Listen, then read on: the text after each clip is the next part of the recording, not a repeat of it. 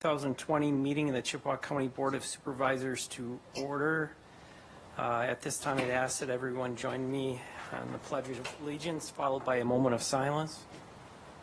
Pledge allegiance to the flag of the United States of America and to the republic for which stands one nation under God, indivisible, with liberty and justice.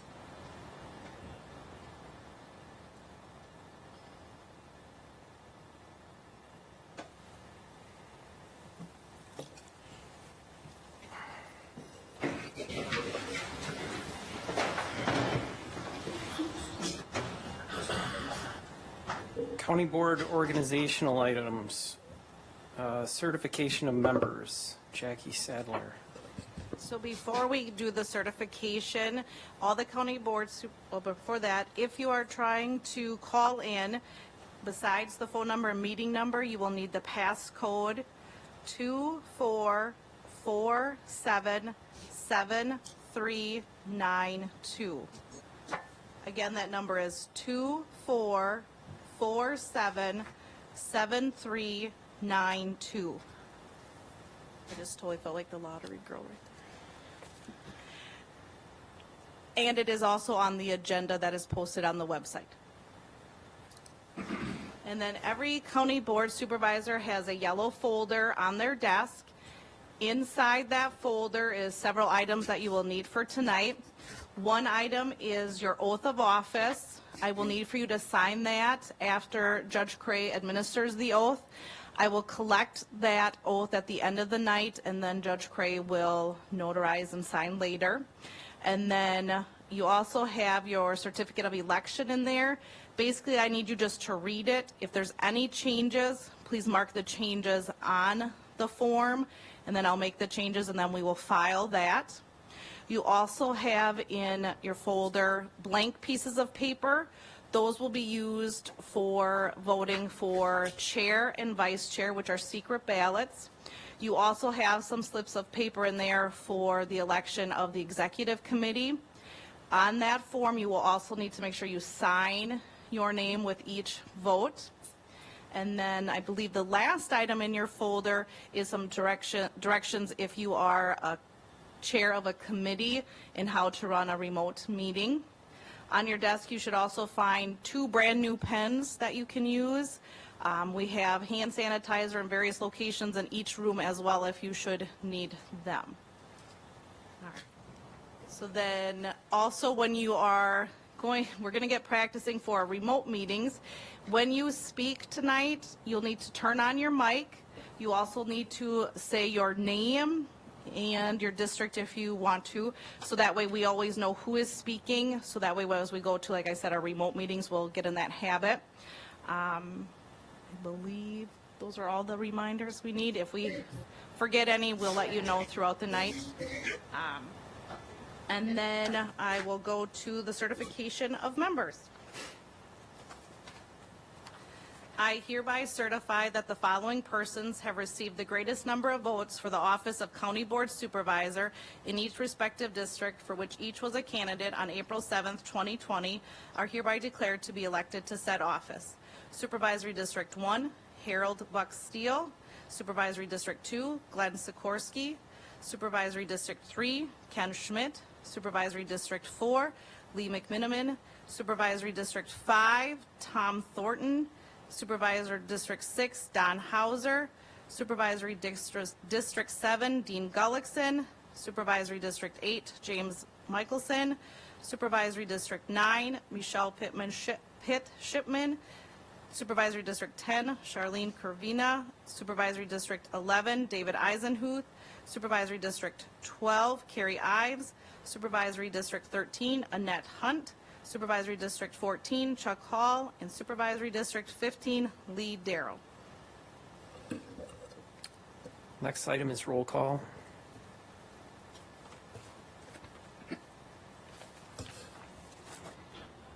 When I say your name, please say present. Buck Steele. Present. Glenn Sikorsky. Present. Ken Schmidt. Present. Lee McMiniman. Present. Tom Thornton, Present. Don Hauser, Present. Dean Gullickson, Present. James Michelson, Present. Michelle Pitt Shipman, Present. Charlene Corvina, Present. David Eisenhuth, Present. Carrie Ives, Present. Annette Hunt, Present. Chuck Hull, Present. Lee Darrow.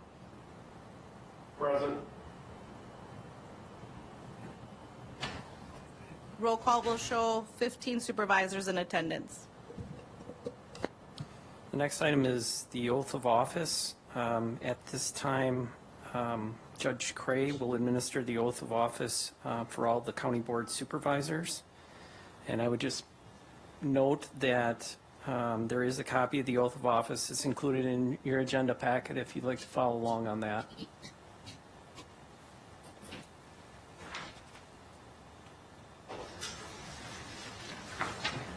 Thank you. Following your rules, I am Judge Stephen Cray, and I would ask that you all rise and raise your right hand. Raise your roll at this time. Please repeat after me. I. Tom Thornton. Having been elected or appointed to the office of County Board Supervisor, Having been elected or Having been appointed to elected the or office appointed to the office of County Board Supervisor, swear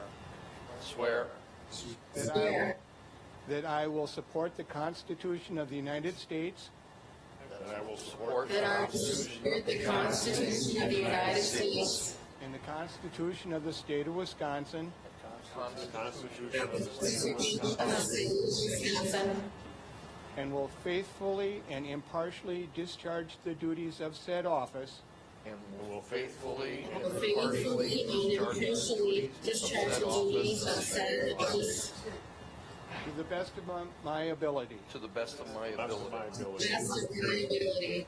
So help me God. So help me God. So help me God. Congratulations.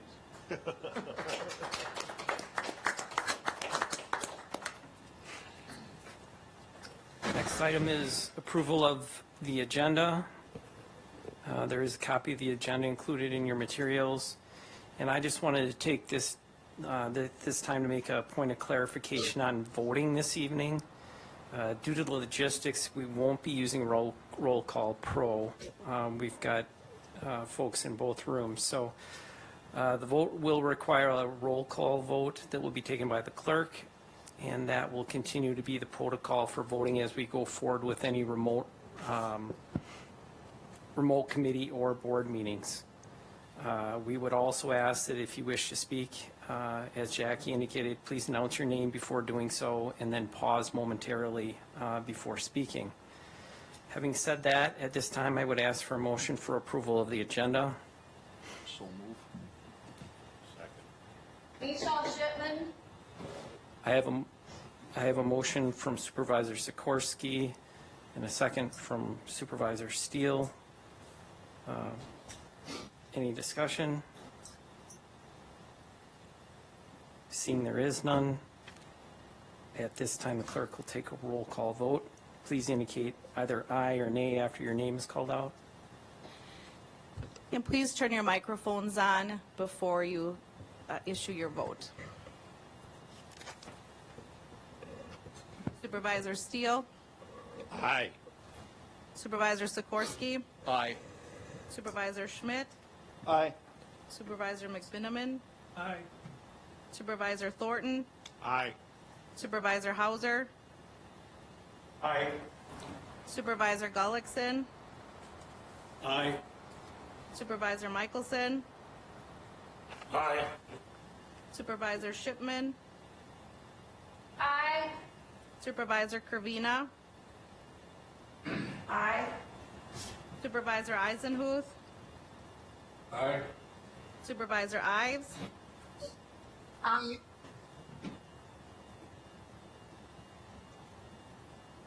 Supervisor Hunt? Aye. Supervisor Hunt? Aye. Supervisor Hull? Aye. Supervisor Darrow?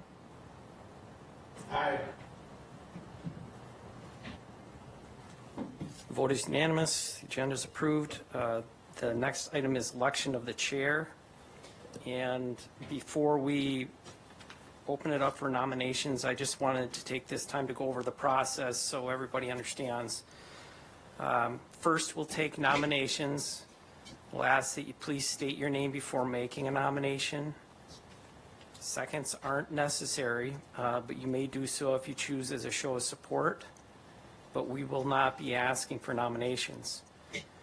After the nominations have closed, we'll then ask for 2 supervisors in room 003 and 2 supervisors in room 302 who were not nominated for the seat of chair to volunteer to assist the clerk in collecting the ballots. And we'd ask that upon collection, the supervisor volunteers in room 003 bring those ballots up to room 302 for tabulation by the clerk. The vote will be by secret ballot, so each supervisor should write on the piece of paper the supervisor that they are voting for and fold the paper, and they should not sign the ballot as it is secret. Does anybody have any questions on the process? If there are none, nominations are in order for the seat of county board chair. Again, before making a nomination, please state your name. Supervisor Thornton. I nominate Annette Hunt for the position of County Board Chairman. Supervisor Thornton has nominated Supervisor Hunt for chair. Are there any further nominations? Supervisor Sikorsky, I'd like to nominate Dean Gullickson.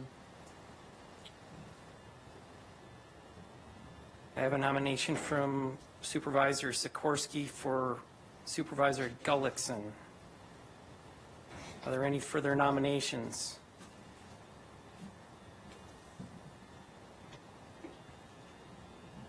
Are there any further nominations for the seat of County Board Chair?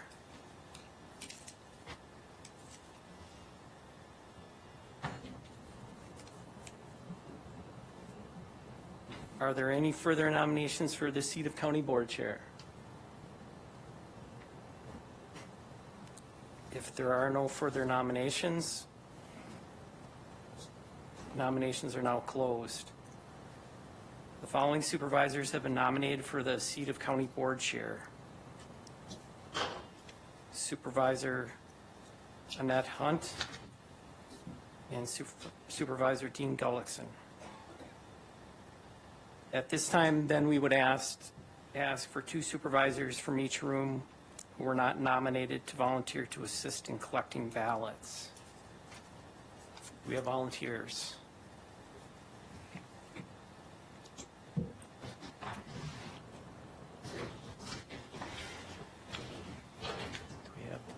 We have two volunteers in room 003. It carries up.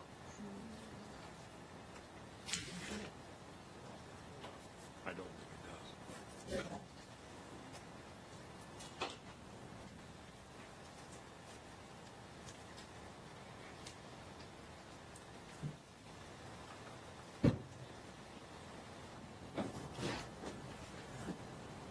Everybody.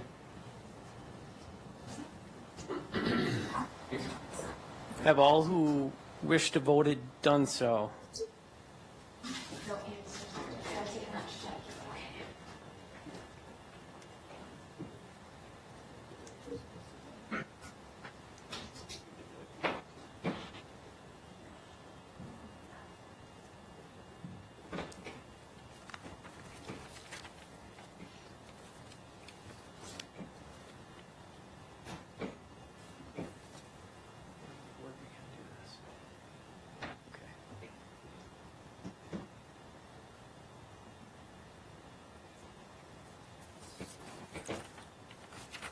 Using this page, right?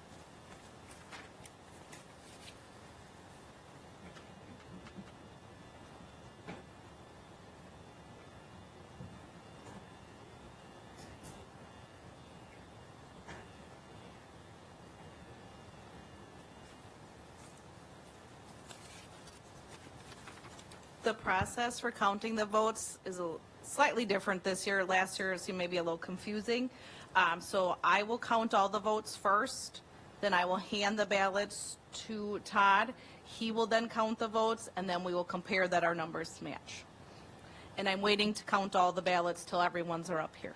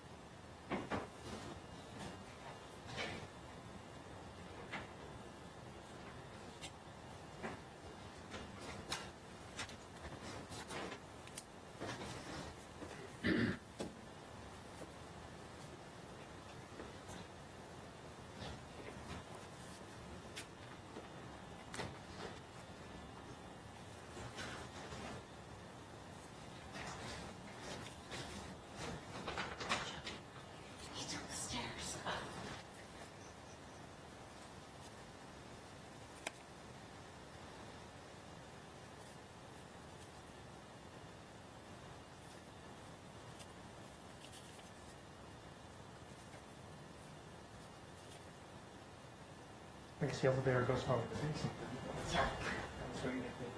Oh,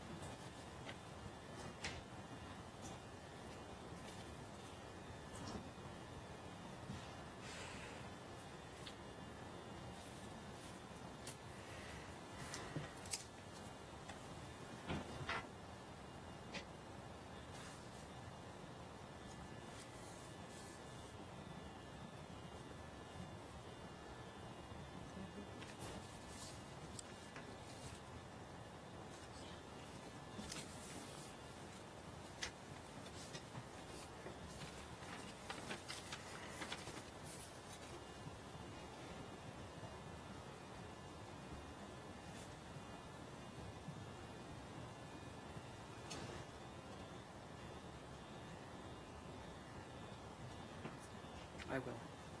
It's fine. I'm keeping everybody in suspense here. Okay. The votes have been tabulated by both the clerk and I. They are confirmed. The number of votes cast was 15.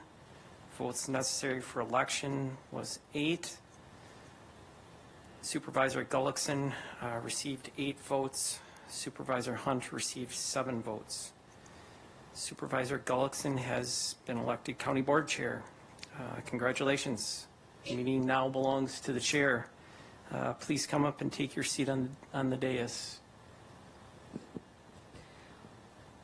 While we wait for the new chair to come up, again, a reminder, if anyone is having troubles calling in, you'll need a passcode of 24477392. And the passcode number again is 24477392.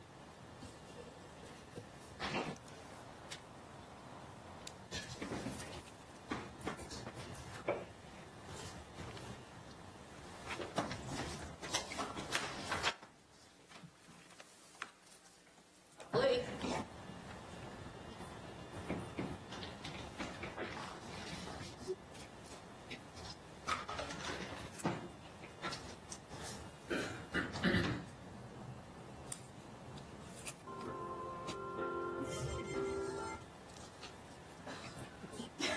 Intermission. You're now on hold. Yeah, clearly. Your call will be answered in 5 minutes. Where's Sherry at?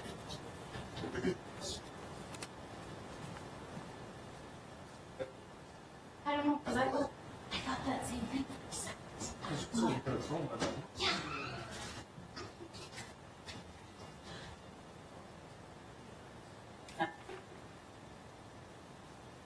Reminder, if you are looking at the agenda online and trying to call in, if you close out the agenda and reopen it, you should see that passcode number as well.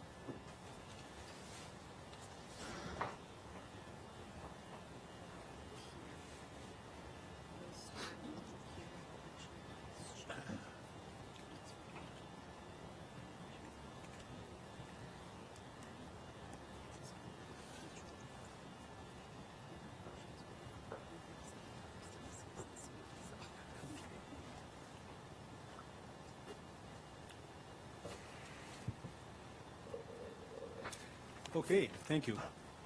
We'll get the ball rolling here. We'll jump into the nominations for vice chair. At this time, nominations are open for vice chair.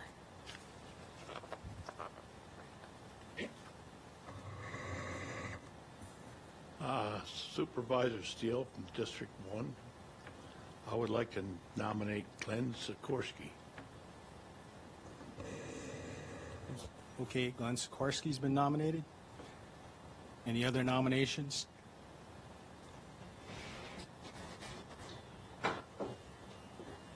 Supervisor Ives, Yes, go ahead. I'd like to nominate Tom Thornton.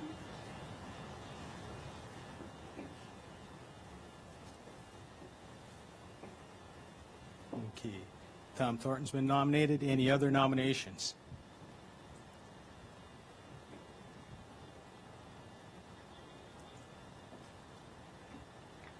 Any other nominations? Any other nominations? Hearing none, we will close nominations.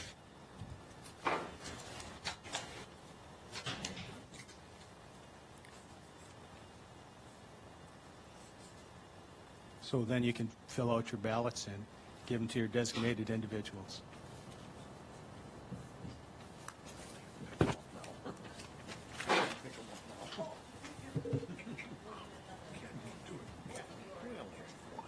Yeah.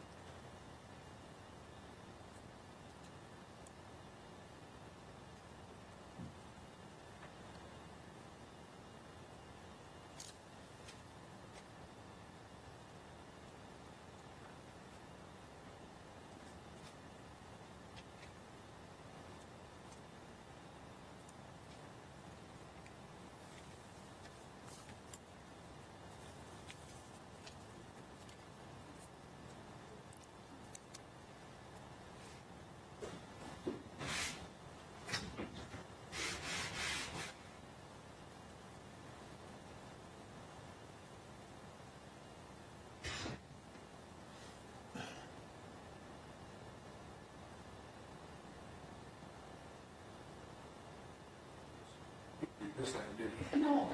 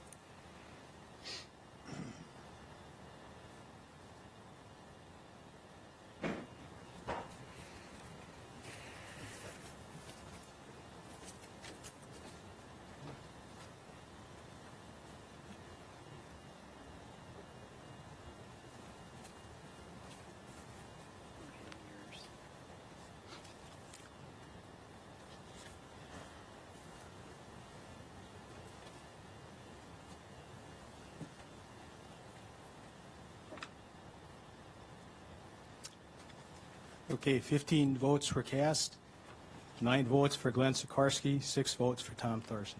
Congratulations, Mr. Sikorsky.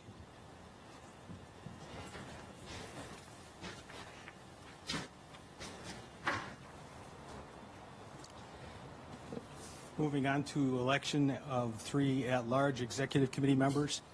And so we will need nominations for at least 3 people to fill these seats. At this time, we will open the nominations for the election of the executive committee members. Chair, Yes. can I explain the process? This is the first time for the county board to be doing this. Yes. So you can nominate, like normal nominations.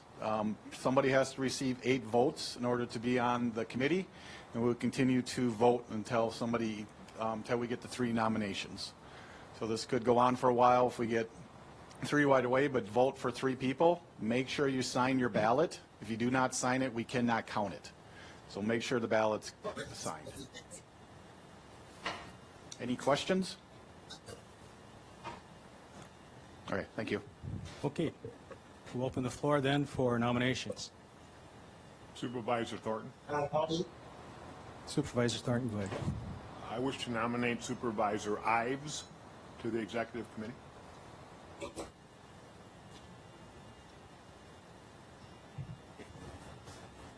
Mr. Chairman, Yes. Don Hauser, District 6. I'd like to nominate Michelle Shipman. Okay. Michelle Shipman has been nominated. Any other nominations?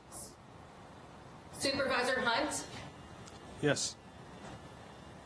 I'd like to nominate Supervisor Lee Darrow.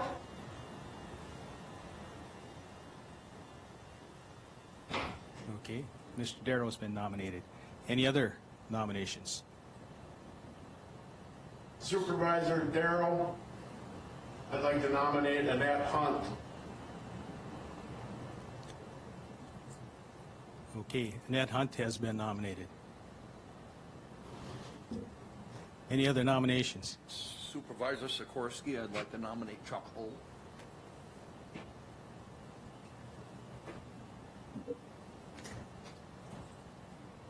Okay. Chuck Hall has been nominated. Any other nominations?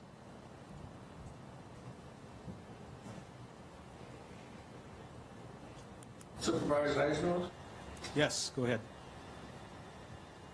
I'd like to nominate Buck Steele. Buck Steele. Okay.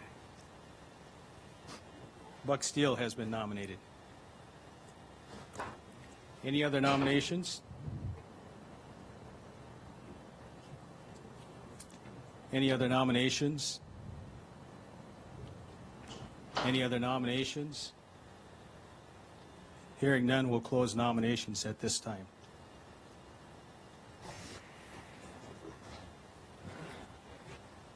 Just a reminder to make sure you're using the ballot that is for the executive committee votes. There should be separate ones in here.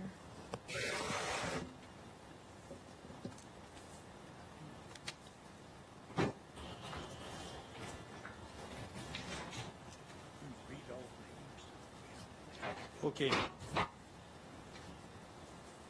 Go ahead. Nominees for the executive committee are Supervisor Ives, Supervisor Shipman, Supervisor Darrow, Supervisor Hunt, Supervisor Hull, and Supervisor Steele.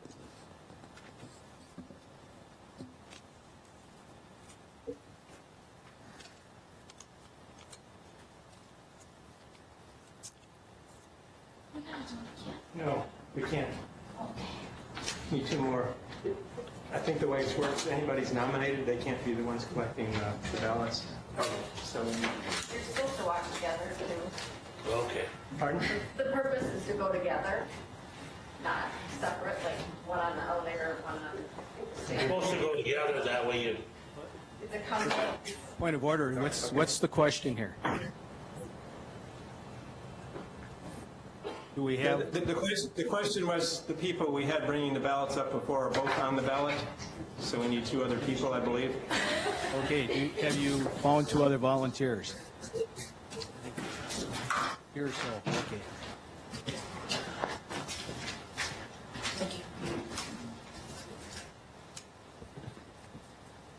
I'll follow you. Good, because I'm gonna take the elevator. Okay. I'm old.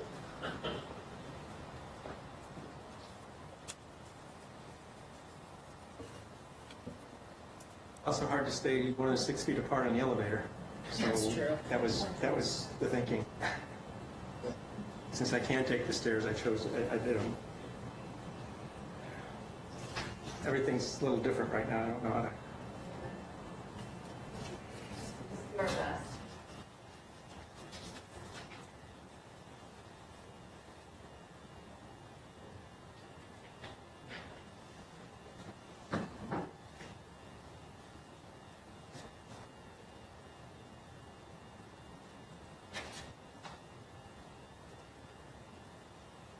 It's actually anti-social distancing is what it is.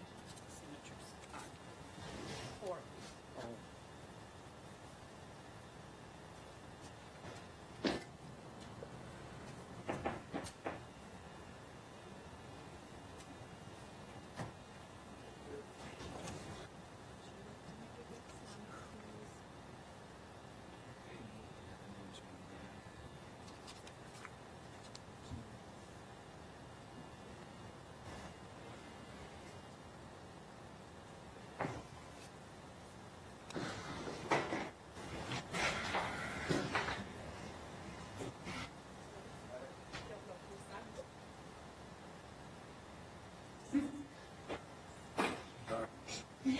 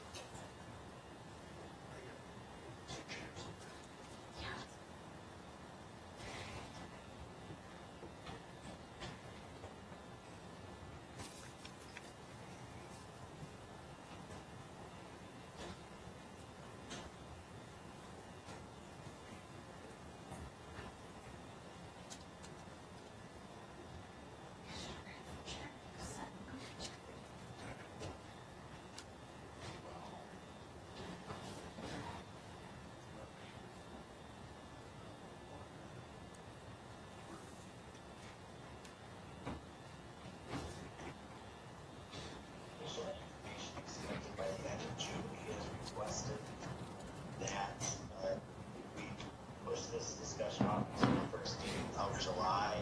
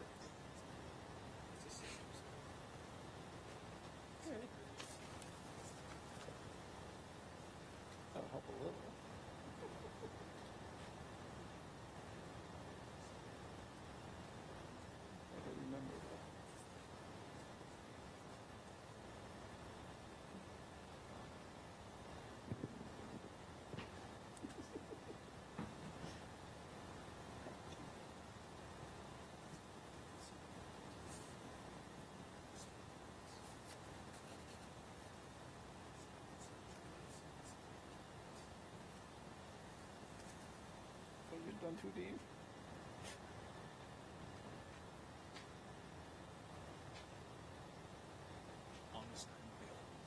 Thank you.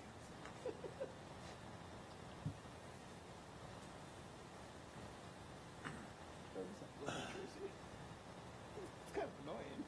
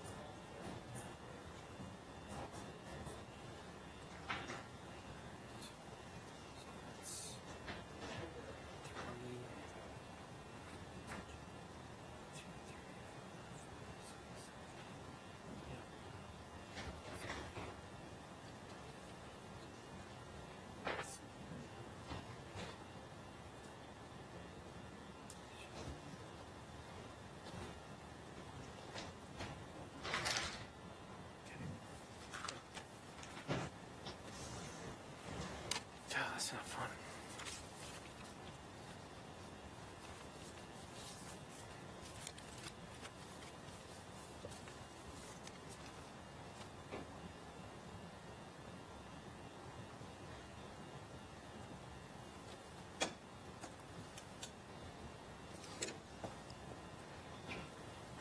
Okay, after the votes, Michelle Shipman, 13. Annette Hunt, 8. And Chuck Hall, 8. So that will be our executive committee. Michelle Shipman, Annette Hunt, and Chuck Hall.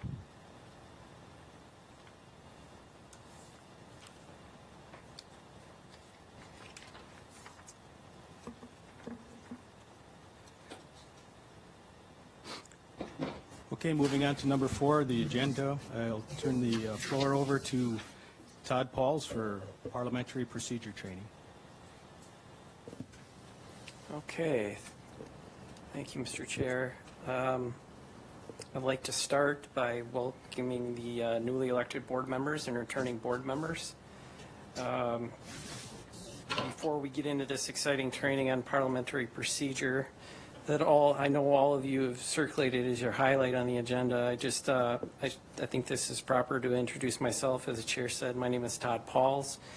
For those of you who are new, until this past March, I was the assistant corp counsel in the corp counsel division for 12 years since 2008. In March, I was appointed corporation counsel, so like some of you, I'm new to this position. And although I've attended and participated in county board meetings over the years on specific issues, most of my time has been spent with committees, not at the full board. So in a way, some of this is learning for me. So we're learning together tonight.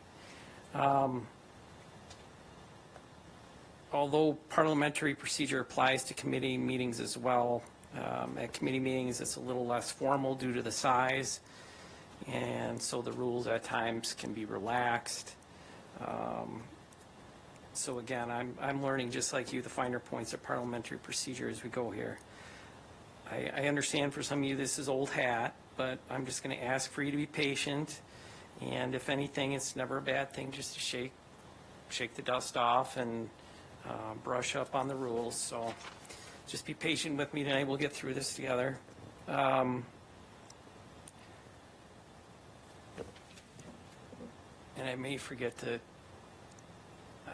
this is not one of my strengths, doing PowerPoint presentations, so I may forget to change slides every here and then. Just for your future reference, as you can see, I've included our office contact information. Along with myself, it's Jim Sherman, he's the Deputy Corporation Counsel, and Deb Blevins is our legal assistant. And we certainly always welcome any questions you may have, although we might not have an instant answer. We're always have our doors open, so feel free to swing in anytime or give us a call or an email. And I didn't want to, I thought I'd be remiss if I didn't give credit to my crack research staff that pretty much provided me the moral support in putting this presentation together. I guess as you can see from their appearances, I either wore them out and overworked them, or they're incredibly bored by the whole thing. And just to give you a little personal background, I can assure you there's no rainbow trout that are injured in making this presentation. That's what I call my office away from the office. I love to fish. So whenever the opportunity arises, I spend my time there not getting work done.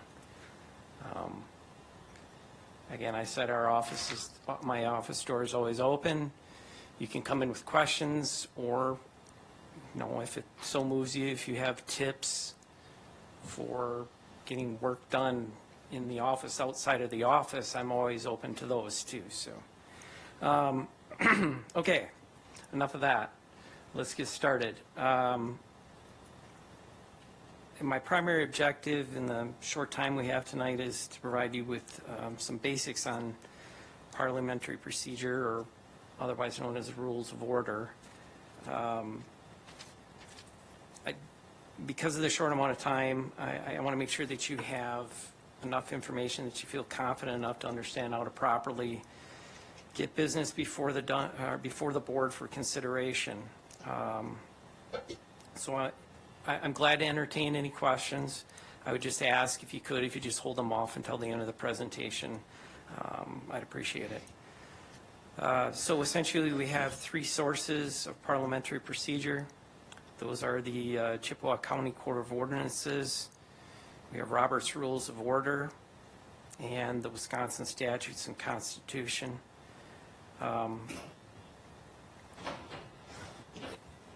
the ordinances adopt, under ordinances, we adopt the Robert's Rules of Order as long as they're consistent with the county ordinances. And then the Wisconsin statutes and the Constitution apply where there's a conflict with the county ordinances.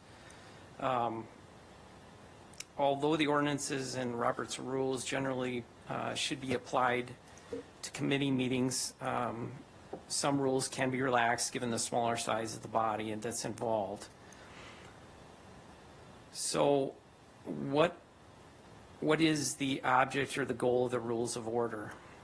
It's essentially two things. It's to facilitate the smooth functioning of the assembly and to provide a firm basis for resolving questions of procedure. As I indicated, the counties generally followed Robert's Rules of Order.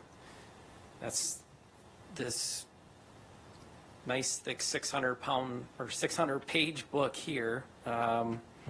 So I can say it's a great read if you're suffering from insomnia. It's highly recommended. Personally, I don't have a problem sleeping, so I haven't gotten through all 600 pages yet. But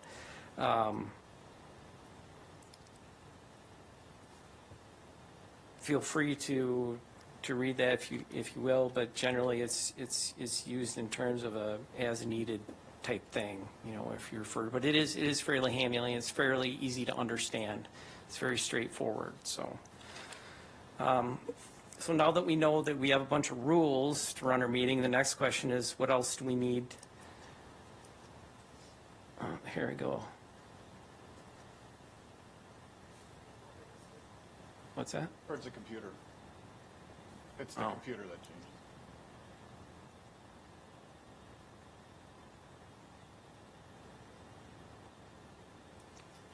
There we go. The next question is what else we need to hold a meeting.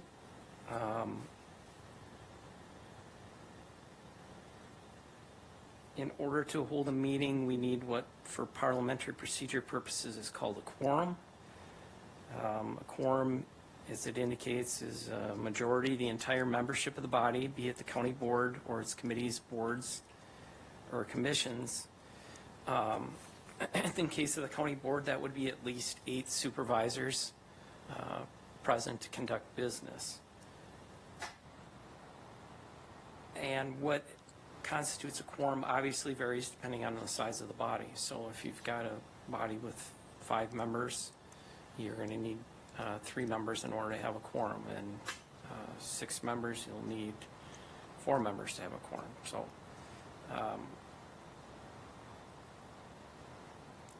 and this is important, if at any time there's not a quorum, the meeting must immediately be stopped until a quorum is reached. I know that we've run into this in the past. I've been asked in the past whether you can continue the meeting as long as you don't take any votes on anything or discuss any items of business, and my answer is no.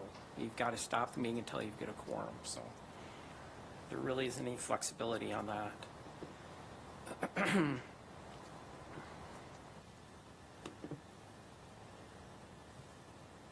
So assuming then that we have a quorum, we're off to a good start. We can start the meeting now. At that time, the presiding officer of the body calls the meeting to order and proceeds with what we call the order of business or the agenda. So what does the order of business or the agenda look like? The order of business for the body is the items listed in the agenda is shown here. And this is the template agenda that is included in our ordinances under section 260E, and that's for the monthly county board meetings. And as you can see, I've highlighted a few items, and the reason I've done that is because I want to come back and touch on those specific items later. So I'll get back to those. So what is the purpose of the agenda? Essentially, the agenda does 2 things. It contains the order of business to be conducted, and it provides the members and the public with notice of the business to be conducted. Although all the agenda items are important and they have their place. Just based on the amount of time that we have tonight, I am going to focus mainly on the business items, which is number 8 in the list, and specifically what parliamentary procedure we need to use to get those items properly before the board. So, business items, how do we get those before the board? We do that via what's called the motion. And a motion is a formal proposal by a member that the assembly takes certain action. Basic form of motion, the one which brings business before the assembly, is called a main motion. And I think the biggest thing to remember is that nothing goes to discussion and or a vote before the board without a motion being on the floor. Now, this rule doesn't often apply at the committee level, and that's, as I think I mentioned before, is that you're dealing with a smaller assembly with committees, and that allows for some relaxing of the rules. In that case, business items may go to discussion without a motion to get them on the floor. What it really comes down to is the discretion of the chair of that committee, however he would like to have business run before that committee. If he'd like to have motions, he can certainly do that.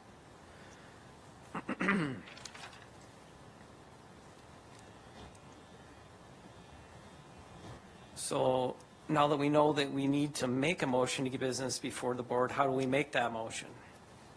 It's essentially 4 steps. The first is to obtain the floor, and that's getting recognition from the chair that you'd like to speak. The next is to make the motion, and that can be done by saying words such as "I move that" or "I move to," followed by whatever the item is, or whatever the proposed action is. And then the motion is seconded, and that can be stated by either saying "I second the motion" or "I second it" or "second." And then once the motion's been seconded, it's restated by the chair. The chair will indicate that a motion to do so-and-so has been made by by Supervisor Blank and seconded by Supervisor Blank. So once it's been restated by the chair will ask whether the body's ready for the question or whether there's any discussion or debate on the motion.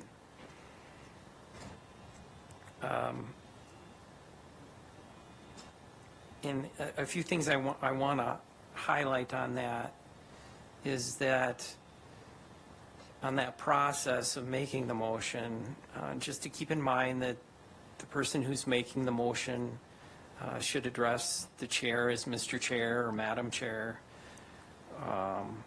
And once the motion's restated by the chair, the motion at that time belongs to the body, and it can't be modified or withdrawn without the consent of the body.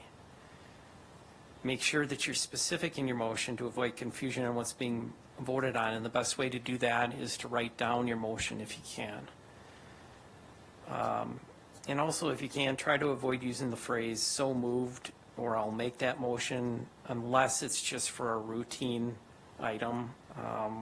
Things such as approving the agenda or minutes is routine, and that's okay. But on regular business items, try to avoid those because it's vague.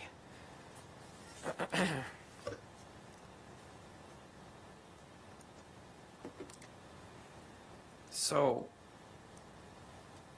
assuming then that a motion's been made, seconded, and restated by the chair and is open for discussion, there's a couple things to remember about order and discussion. And the first of those is that if the member who made the motion claims the floor and has not already spoken on the question, he or she is entitled to be recognized in preference to other members. The other is that no one, under Robert's rules, no one is entitled to the floor a second time in debate on the same motion on the same day, as long as any other member who has not spoken on the motion desires the floor. Now, our ordinances address that differently, so we don't follow Robert's rules on that. We follow our ordinances, which actually allow a member to speak twice during debate of an item before being required to wait to speak again until all other members who wish to speak have had an opportunity to do so. So you can speak twice before you have to wait to speak again.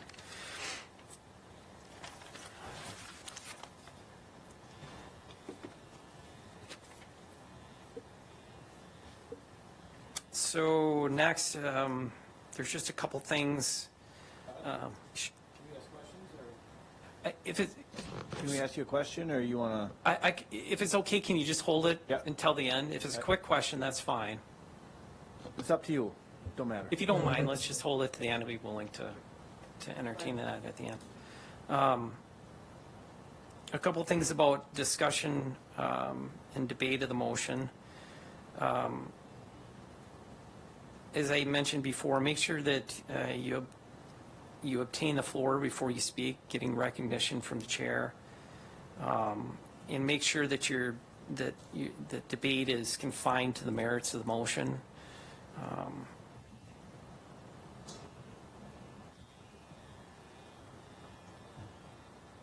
And then, assuming there's been discussion by the body, the next steps are to put the question, that's the proper term, essentially to put the question to a vote. The chair at that time can close the debate discussion if no one seeks the floor for further debate. The chair will recite the motion and ask, you know, if this is going to be taken on a voice vote, the chair will ask, as many is in favor, say aye. Those opposed, say nay.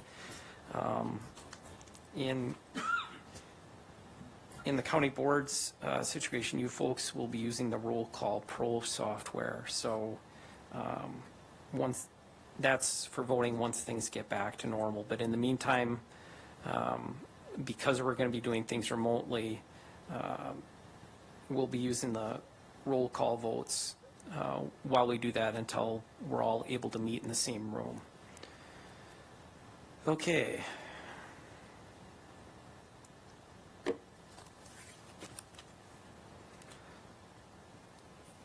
Just a couple additional things to remember about motions. The member making the motion, again, has to obtain the floor. It's not before the body until it's stated by the chair, so it still belongs to whoever made the motion until it's stated by the chair. It's okay to preface it with a few words of explanation, but don't turn it into a speech. Try to keep it, your explanation of what you're trying to propose, fairly short. And with regards to withdrawing a motion, as I indicated, once it's stated by the chair, it belongs to the body and can't be withdrawn without the consent of the body.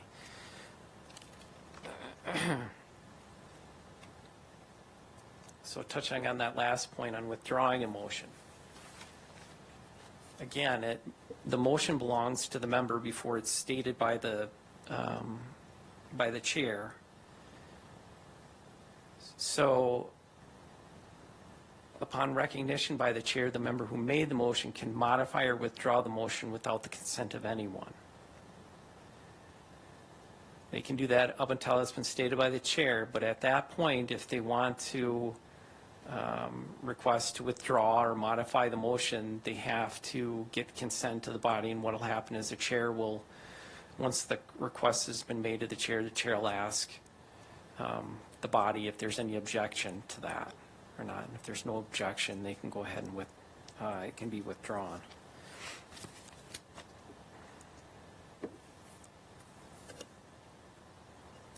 Okay, so we've talked about what a main motion is and how to get it before the body. There's also, I wanted to at least go through, I'm not going to go through all of them, but just the ones that I think are probably the most useful and common.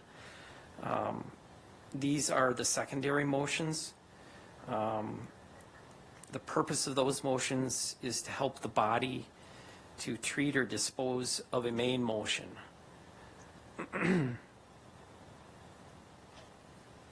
And so the one we're talking about here is the motion to amend. And the purpose of that is to modify the wording of a pending motion before the motion's acted upon. So you'd say something in effect that I move to amend the motion by, and what you can do through an amendment is either insert or add words. You can delete words, or you can delete and insert words. It requires a second and allows discussion, just the same as a main motion. And if the amendment's approved by the body, which requires a majority vote, the main motion is then taken up again as amended by the approved amendment. Another thing to keep in mind is that amendments can be amended, but you can only do that one time. I can assure you from past experience, it starts to get confusing and everybody gets confused. So the rules are generally that you can only amend an amendment once. And you can also have multiple amendments to the main motion. And just, again, you got to remember that the amendment has to be acted upon by the body before the main motion can be picked back up again for reconsideration.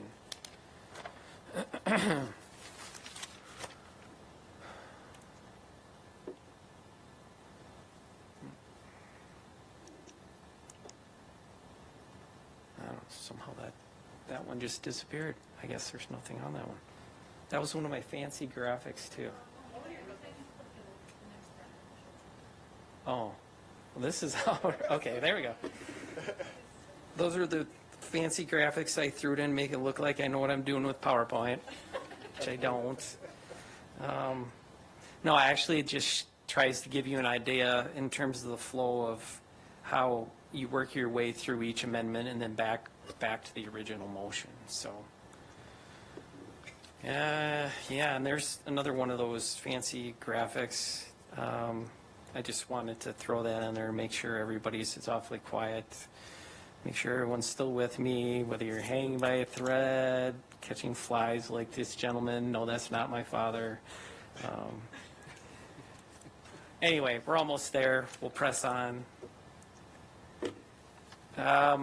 Another secondary motion is the motion to reconsider. And that is used to bring back for further consideration a motion which has already been voted on. And the main purpose of that is to correct hastily or ill-advised action, or to take into account a changed situation since the vote was taken. Under Robert's rules, that can only be made by a member who voted with the prevailing side. And the reason for that is to prevent abuse of its use. But it can be seconded by anyone. Now, that's under Robert's rules. Again, our ordinances treat it differently. Under our ordinances, it's a little more lenient in that the vote on the original motion, if the vote on the original motion was evenly divided, any member who voted in the negative may also bring the motion for reconsideration. So if there was an evenly divided motion, someone who voted in the negative would be able to bring that motion. As it indicates, there requires a majority vote, and it can only be made in the same meeting.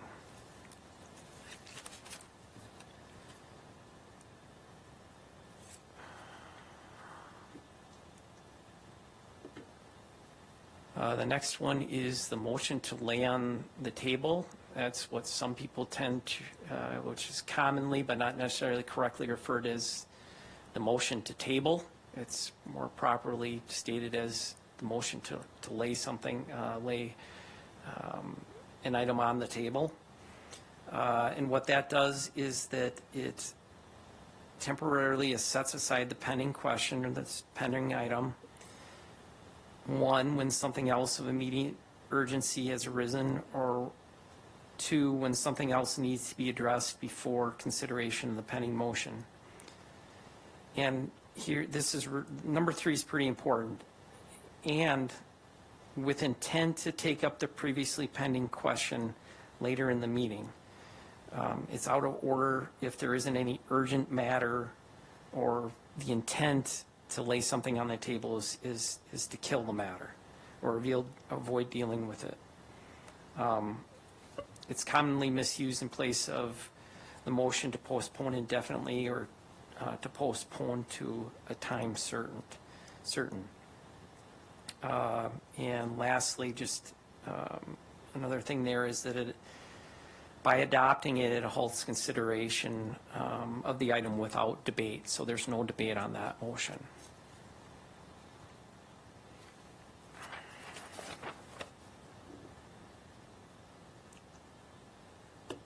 I mentioned before the motion to postpone indefinitely. That's used to avoid taking a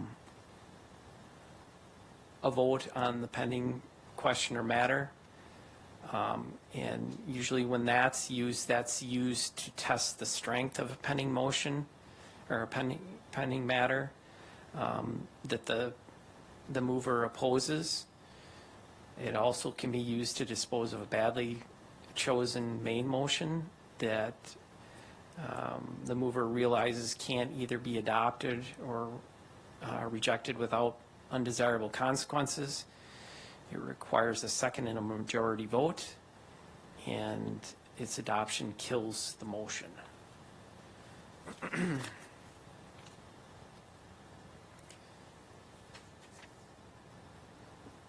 more common secondary motion is to postpone something definitely. That's a motion by which the pending matter can be delayed, which it requires a majority vote, and it's used often in the case where the membership wants more time to consider the question under discussion. They want to postpone it to a definite time or day and have it come up for further discussion then. It does need to be specific to a time, which can either be a definite day, a meeting, an hour, or until after a certain event. And it needs to be definite in terms of the time. Just a plain motion to just simply postpone is out of order.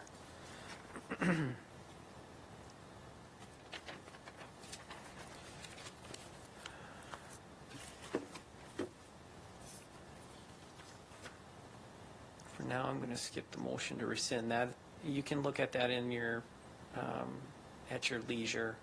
That one's not that common,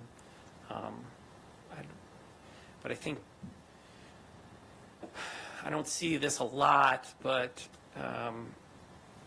this is the motion to move the previous question. Usually that's used when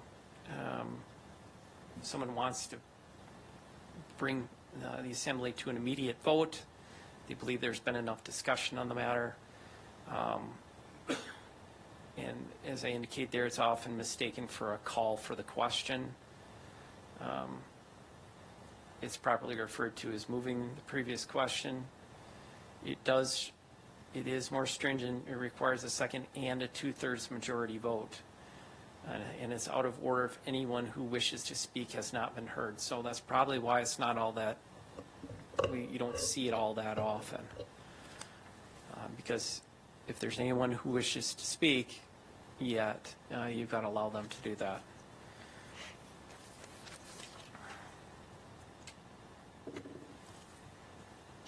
And I just wanted to give you a couple items to consider about decorum in debate.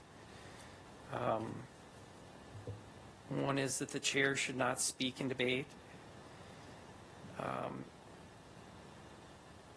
You should refrain from attacking a member's motives for making a motion. You should always speak to the merits of the motion, maintain a courteous tone. Make sure that when you've got remarks during discussion that you're addressing those to the chair. And try to avoid using names, using titles more appropriate, Supervisor so-and-so, Mr. Chair, Madam Chair. And make sure that your remarks are germane or relevant to the merits of the motion.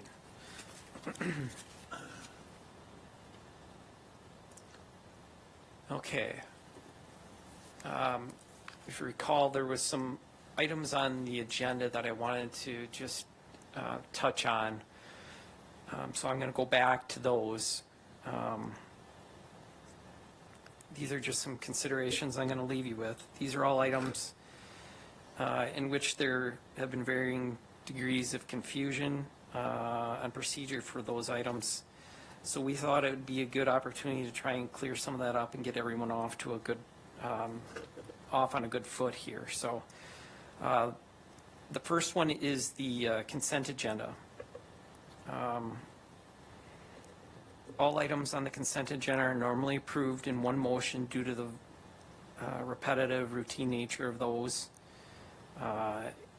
And if a member disagrees or wishes to consider any individual consent agenda item separately, the member needs to make a motion to that effect.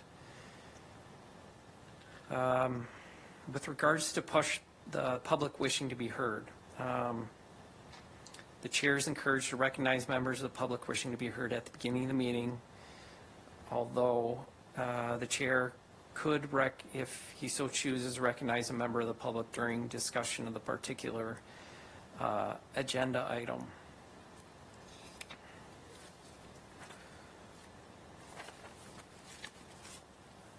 A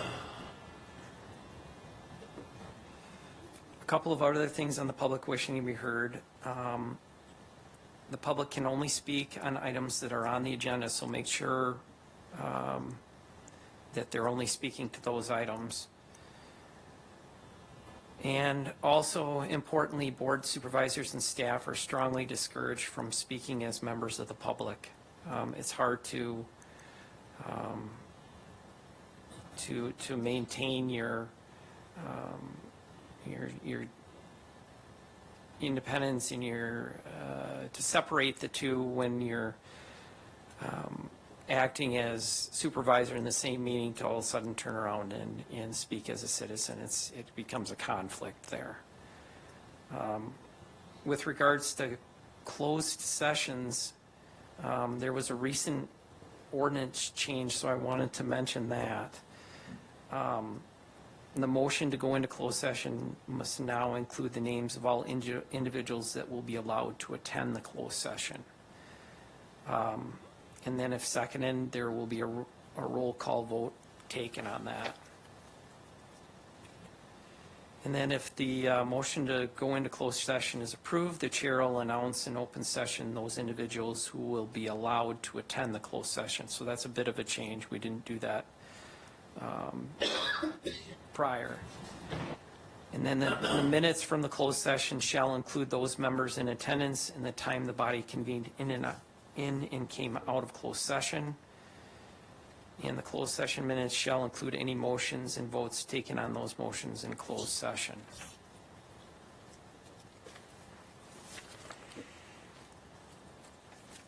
Oh, I'm sorry, I did it again. I skipped a slide. Apologize.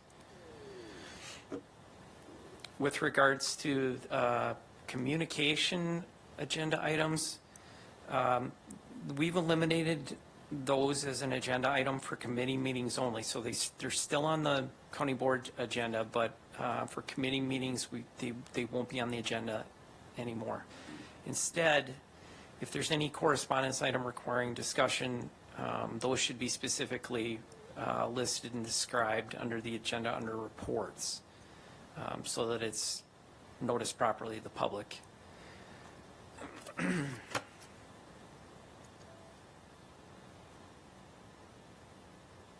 And then finally, future agenda items. a member can move or request at the committee level to include a certain issue or item on a future agenda, but discussion may not be had on the issue or item during the meeting in which it's moved for or requested. And I see that that's fairly common when someone recites things. The tendency is to want to discuss it or to ask for a future agenda item. The tendency of the body is to want to discuss that and get into discussion. But obviously, we can't do that because it's not yet agendaed. So you can go ahead and make the request that it be on the future agenda, but just hold off on doing any discussion.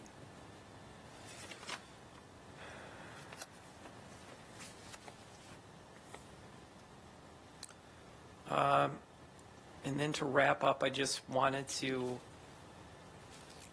me, these are pretty important things. And the chair needs to really focus on this. These are the main function of the chair in the meeting. One is to maintain an orderly flow to the meeting.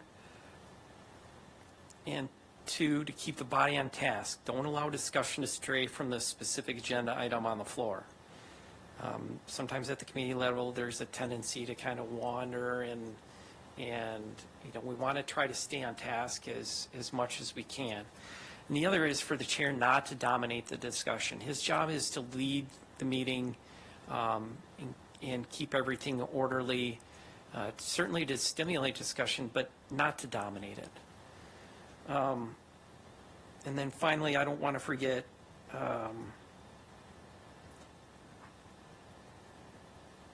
it's in your agenda pack as, I don't know if you've seen them already, but there's guidelines for holding committee meetings remotely that was included. Okay, we just ask that you take those and look those over at your leisure when you're able to, and if you end up having any questions about that, you can certainly contact Jackie or Tracy or myself, and we'd be glad to help you with that. So I guess that's all I have on parliamentary procedure. I know it's incredibly exciting. You're all disappointed that I'm done. Again, this is just getting started with procedure, but I think that having those tools that I've gone through tonight for our purposes, those should be a good, provide you the basics. Again, just pull out the PowerPoint whenever you need to brush up on those things. Otherwise, feel free to give me a call. Again, like I said, I haven't memorized these. I don't know how anybody can memorize them. Some do, some more than others, I guess, but I generally take the questions as they come, and then I stick one of these little blue things in here every time I get a question, and so that I can refer to it in the future if I get another question about it. Again, I'm glad to entertain any questions.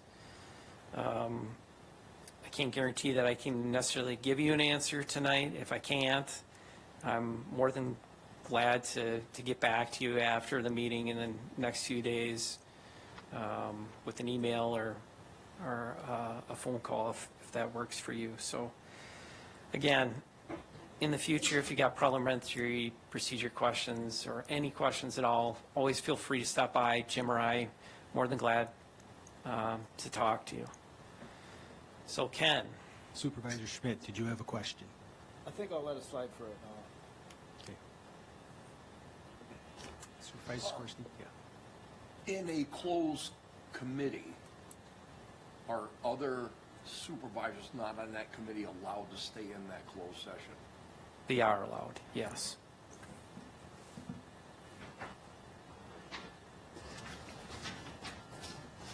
Does anybody in 003 have any questions?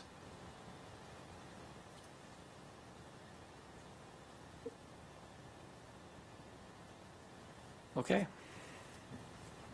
Okay.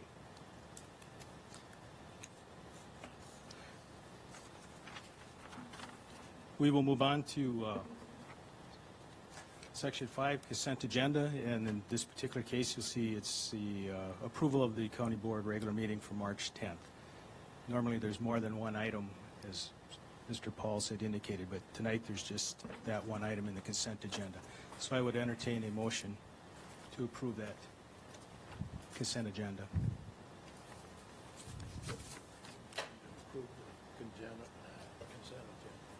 Second. Made by Steels, seconded by Mr. Schmidt. Any further discussion? All in favor signify by saying aye. Aye. Opposed, same sign. Motion carries. Now, this will be interesting. Members of the public wishing to be heard. Point of order. Yes.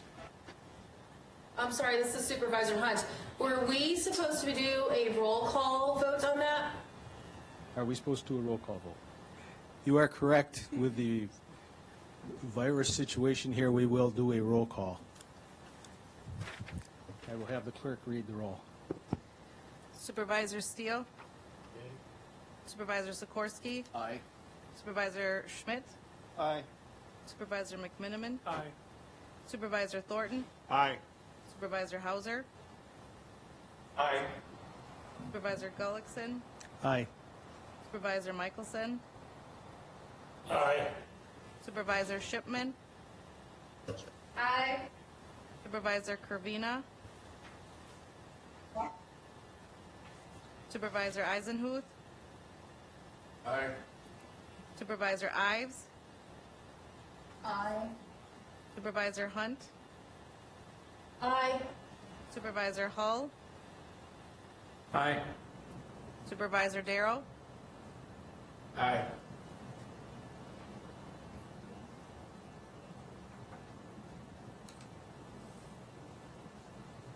$15 yes, 0 no. Thank you. It's going to take us all a little time getting used to this procedure with coronavirus. Okay, we will then move on to members of the public wishing to be heard, and how is that going to occur? Is there a member of the public on the phone wishing to be heard?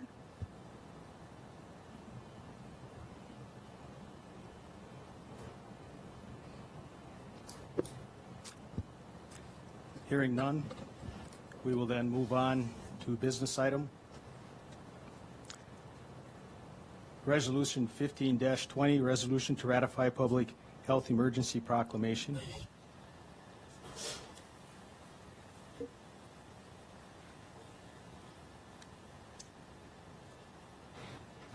Resolution number 15-20. Now a resolution to ratify the public health emergency proclamation.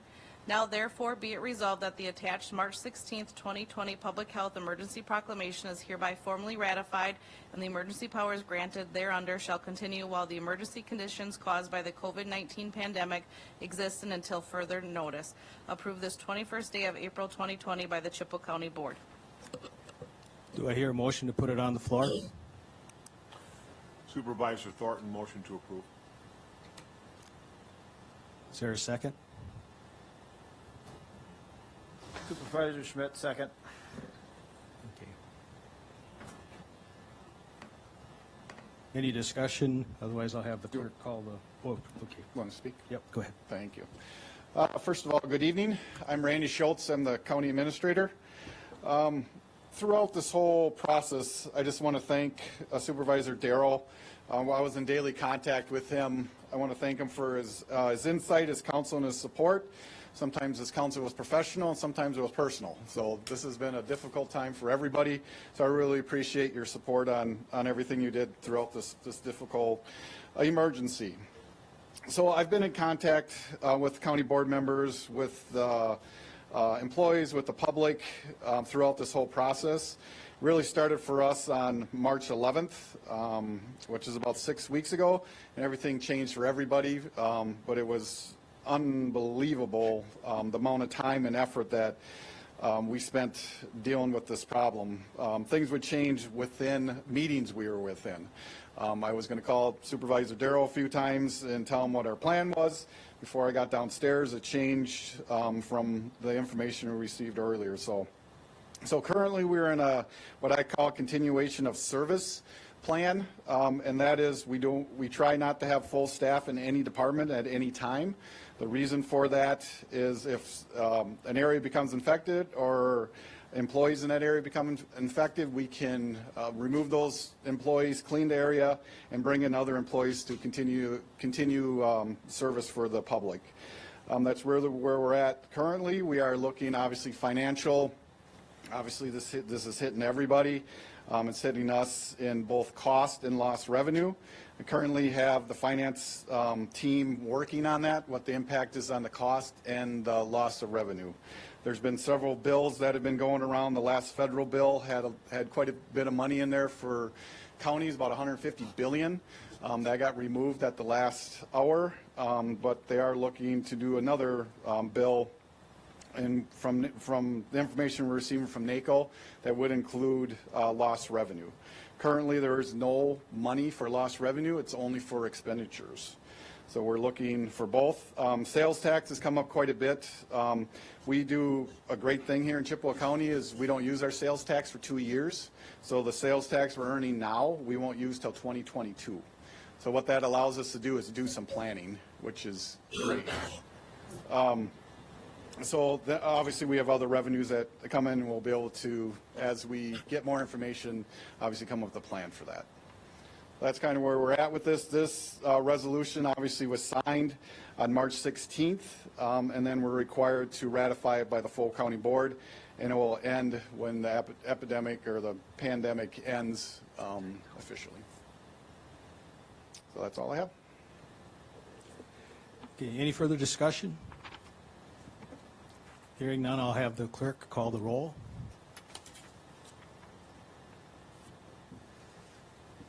Those in favor signify by saying aye to the clerk.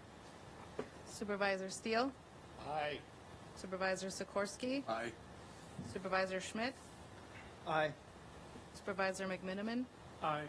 Supervisor Thornton? Aye. Supervisor Hauser? Aye. Supervisor Gullickson? Aye. Supervisor Michelson? Aye. Supervisor Shipman?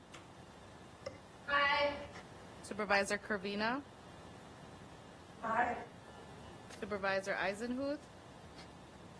Aye. Supervisor Ives? Aye. Supervisor Hunt? Aye. Supervisor Hull? Aye. Supervisor Darrow? Aye. It's 15 ayes. Okay, vote carries. Communication, call on Randy Schultz, County Board Orientation Training, Department of Administration. All right. Good evening again. I'd just like to congratulate all the new members, the ones that had to run for your positions. Congratulations, new chair and vice chair. I look forward to the next 2 years. As I said earlier, my name is Randy Schultz. For the new members, I've been in Chippewa County lost the mic, I think. Been in Chippewa County for the last 2 years as the administrator. I've been in county government for 23 years in many different roles. I will contact the new members so we can sit, probably talk on the phone. Not doing any one-on-one communications for a while, but I will contact you and give you some more updates and background so we can get to know each other a little bit. As I hope has been evident over the last 2 years, I'm very open. If you need anything, please contact me, any information you need, and you'll see that throughout this presentation. So I thought I'd start with the org chart. If you look at on top of the org chart, it's the citizens. The citizens are who we work for and who we represent. I feel very strongly about that. I think sometimes in government we forget that, and I try to remind my department heads of that constantly, daily. And I try to remember that also. That is who we're working for, and that's the, we're responsible for fiscally for the money we spend, and I take that extremely serious. If you look over to the left, you see the county employees elected, and my eyes are, I don't know what's going on with this mic. You want to switch this mic?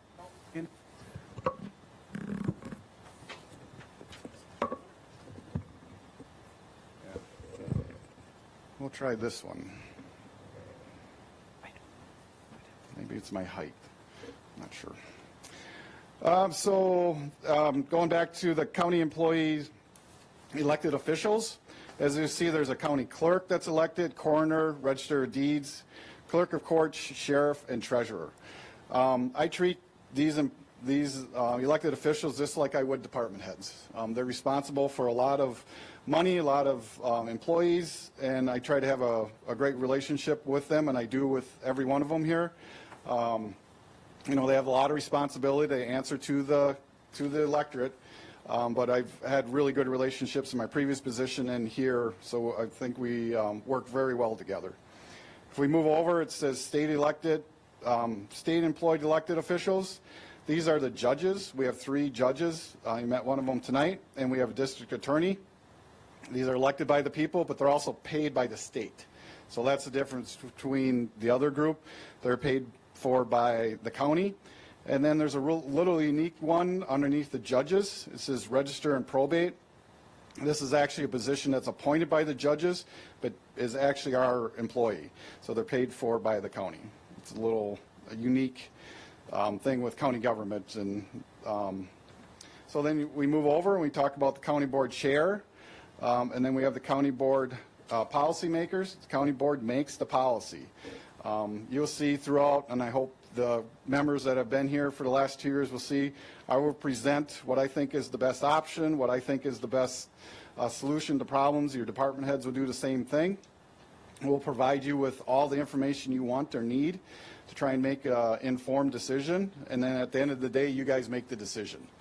We will go by what you decide, and I will go full force 100% in that direction. Even if the vote's only by one county board member, that's my direction, and that's the direction of the department heads, and that's the way we go. And then you look below that, you have the executive committee, and then you have all the committees, boards, and commissions under that. If you go over to the side, you see my position, county administrator. Again, my role is day-to-day operations. I deal with the budget, any kind of big issues. I oversee the department heads. I oversee our CIP process, our KIP process. You'll see right below me, that's my assistant to the county administrator. And one unique thing, I think, and a good thing is that position is also an assistant to the county board chair. So the county board chair has a resource there that a lot of counties don't have. And I think that's a great thing. I think that really helps the county board chair with operations and things that the chair needs while they're doing their job. Then below that, you see all the departments. I won't read them all off, but if you look under department administration, there is there are departments underneath me. Obviously, everybody's underneath me, but really these are the ones that touch pretty much every other department, and it's kind of the overarching look at the full operations of the county. So any question on the org chart? Okay, thank you. All right, I'll move to the strategic plan.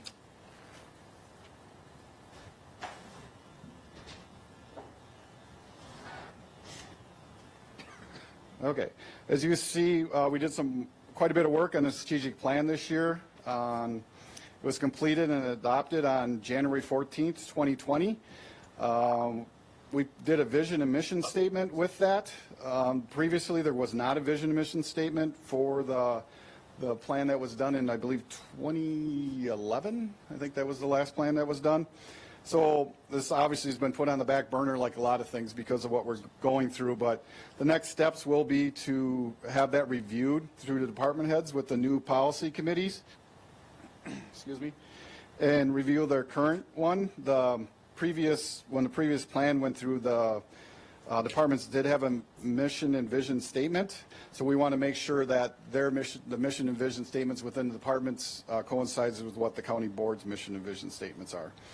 I was really impressed when we went through this process on how much the department heads use the strategic plan. We asked how it's implemented and what they've used over the years, and I believe I received like 30 pages of situations and examples from the departments that they look at the strategic plan when they're looking at their policies, procedures, ordinances. So I was really impressed with that. So if we move to the actual plan, you see this is put together. You see the mission and vision statement on top, and then you'll see the actual strategic plan. We met in the communities. We went around in the communities. UW Extension helped us with this. I think we went to 5 or 6 different communities. We had department heads input, and then obviously the county board took all that and put it into the actual plan. It was pretty amazing that there was pretty uniform throughout the county. There wasn't a whole lot of difference any part of the county we were at. Department heads had pretty much the same insight and vision, and then the county board really wrapped that all up into this. So we'll continue to work on implementing that in the next couple years. But that was one of my goals when I first started to do a strategic plan. I think it really helps me show the vision to the community when I'm out talking and to the department heads, and then we base what we do off this plan. So it is a very important document. It doesn't just sit on a shelf. It is utilized throughout everything you see. Any resolutions, ordinances, it has to match up with what the full county board wants. Any questions on the strategic plan? Okay, we'll move to my presentation. I don't know if it's going to work this far away. Do you clicker? Yeah, I think it worked. Hey, it works. All right. All right, so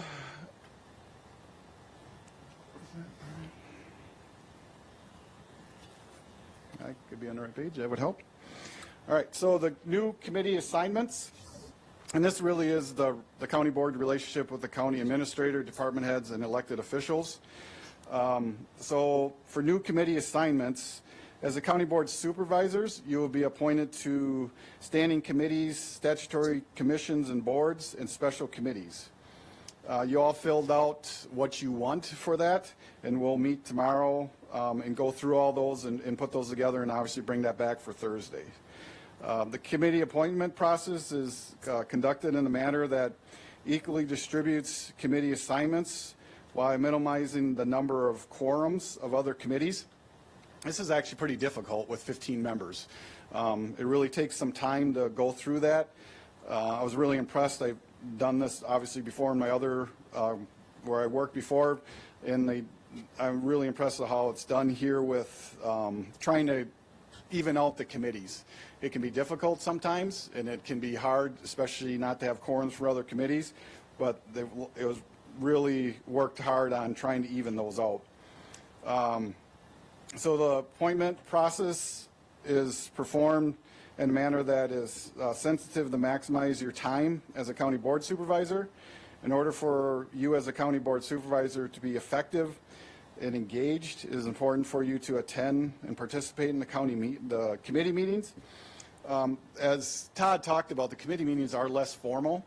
They are meant to have give and take, go back and forth, work through some of these ordinances, policies, procedures, resolutions we work on. And it's really an opportunity for me to see where the questions we're probably going to get at the next level, either at exec or at the county board. So at the committee level, it really does help to hear what your thoughts are, or even what you think is going to be questions that may come up as we move forward. So that I really appreciate the communication at the committee level with that. And then when we come to the board also, obviously I want any questions answered that we can before we get there. So the committee meetings really are kind of where you're making the meat, I guess, or the sausage, they say. So please communicate with us and let us know any questions you have. So for I knew I was going to do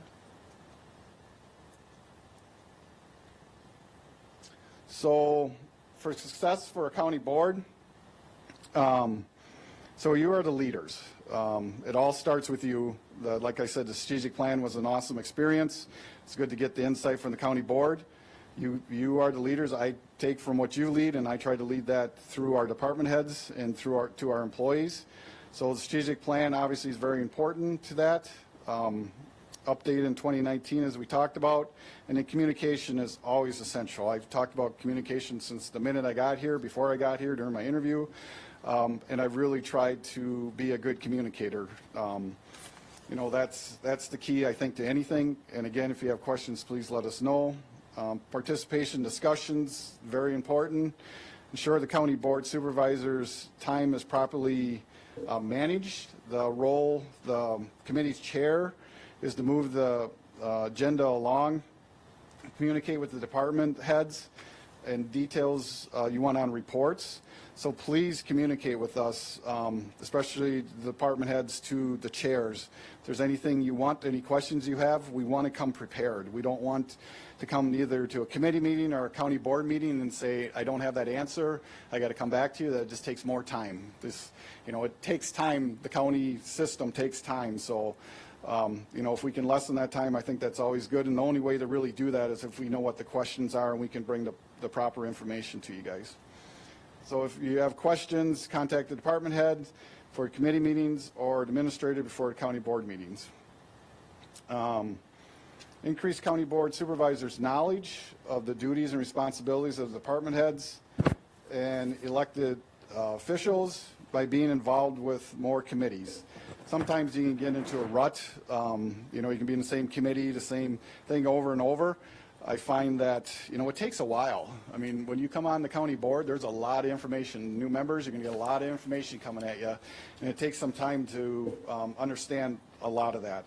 But I do also like to see county board members on different committees and things they maybe haven't been exposed to before. It just gives you a broader understanding of the full operation of the county and understand sometimes where either committees coming from, a department heads coming from, a citizens coming from, more different committees you're in, I think is good.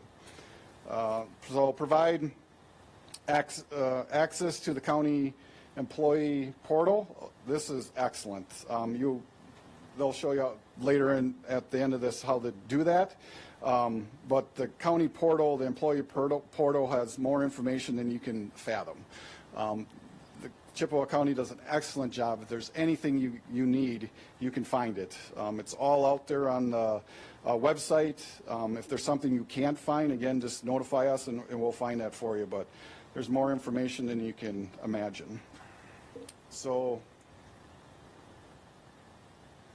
responsibilities for county administrator and department heads. So we're to ensure the time supervisors spend at the committee meetings and is used effectively and constructively. Departments must present concise, accurate, specific, and understandable information to respective policy committees. Decisions can be made in a timely, confident manner. This is something that any person in my position, any department head struggles with. I'll tell you that right now. It's to give you enough information to make an informed, accurate decision, but not to overwhelm you and get you that there's so much stuff coming at you that it's hard to understand. So if we present something and you don't feel like enough information has been given or you have some kind of question, again, we can always clarify that and bring that information. Administrator will review draft agendas to ensure committee members are focused on policy issues and department heads are meeting the time management objectives of the committee.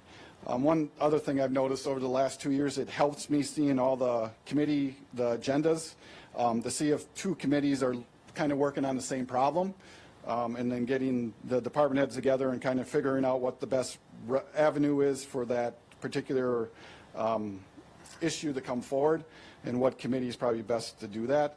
I think that's really been positive. So county board supervisor will focus on the policy needs of the county, listen to the ideas and address concerns of the county board supervisors in a timely manner. Again, any information, you'll get it quickly. If you ever have a problem getting information, please contact me. I can guarantee you that you'll have the information as soon as we can get it. Be honest, transparent with the county board supervisors. That should go without saying. Again, any information you need, you will be provided.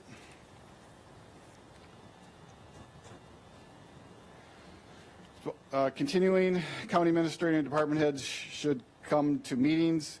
We should be focused on the strategic plan of the county, organized with the concise information, prepared to provide supervisors with documentation, with outlines, program options, and recommendations.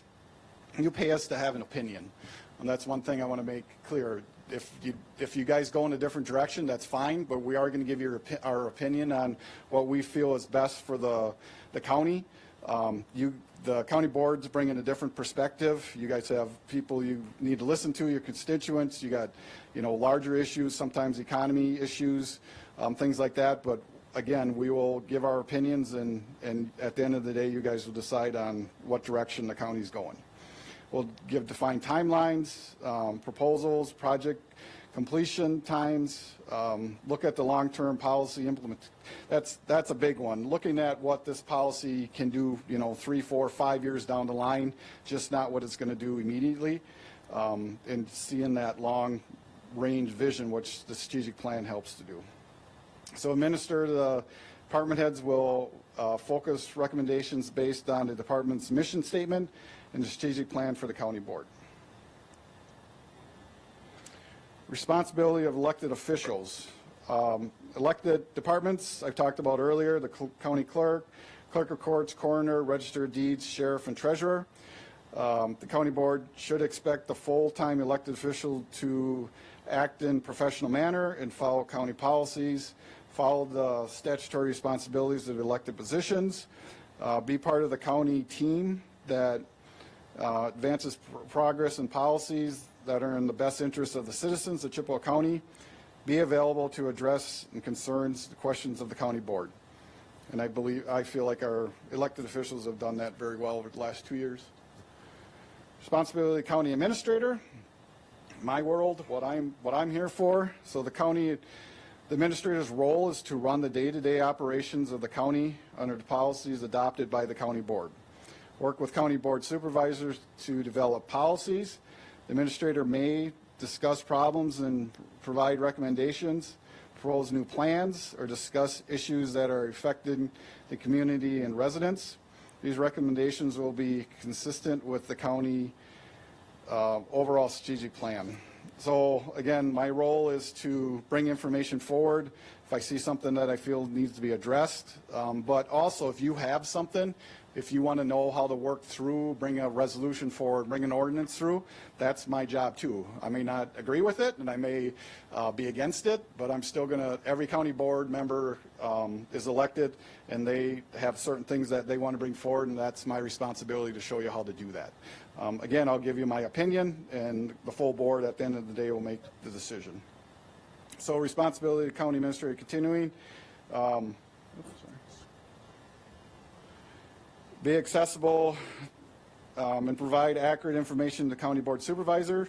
The one thing I forgot today was bring my business cards and give to the new members, but if you talk to the other members, I'm available 24/7. You'll have my cell phone. If you need anything, if you need to get hold of me, you always can. Encourage supervisors to contact the county administrator's office when they have questions, concerns about the county policy, departments, services, and programs.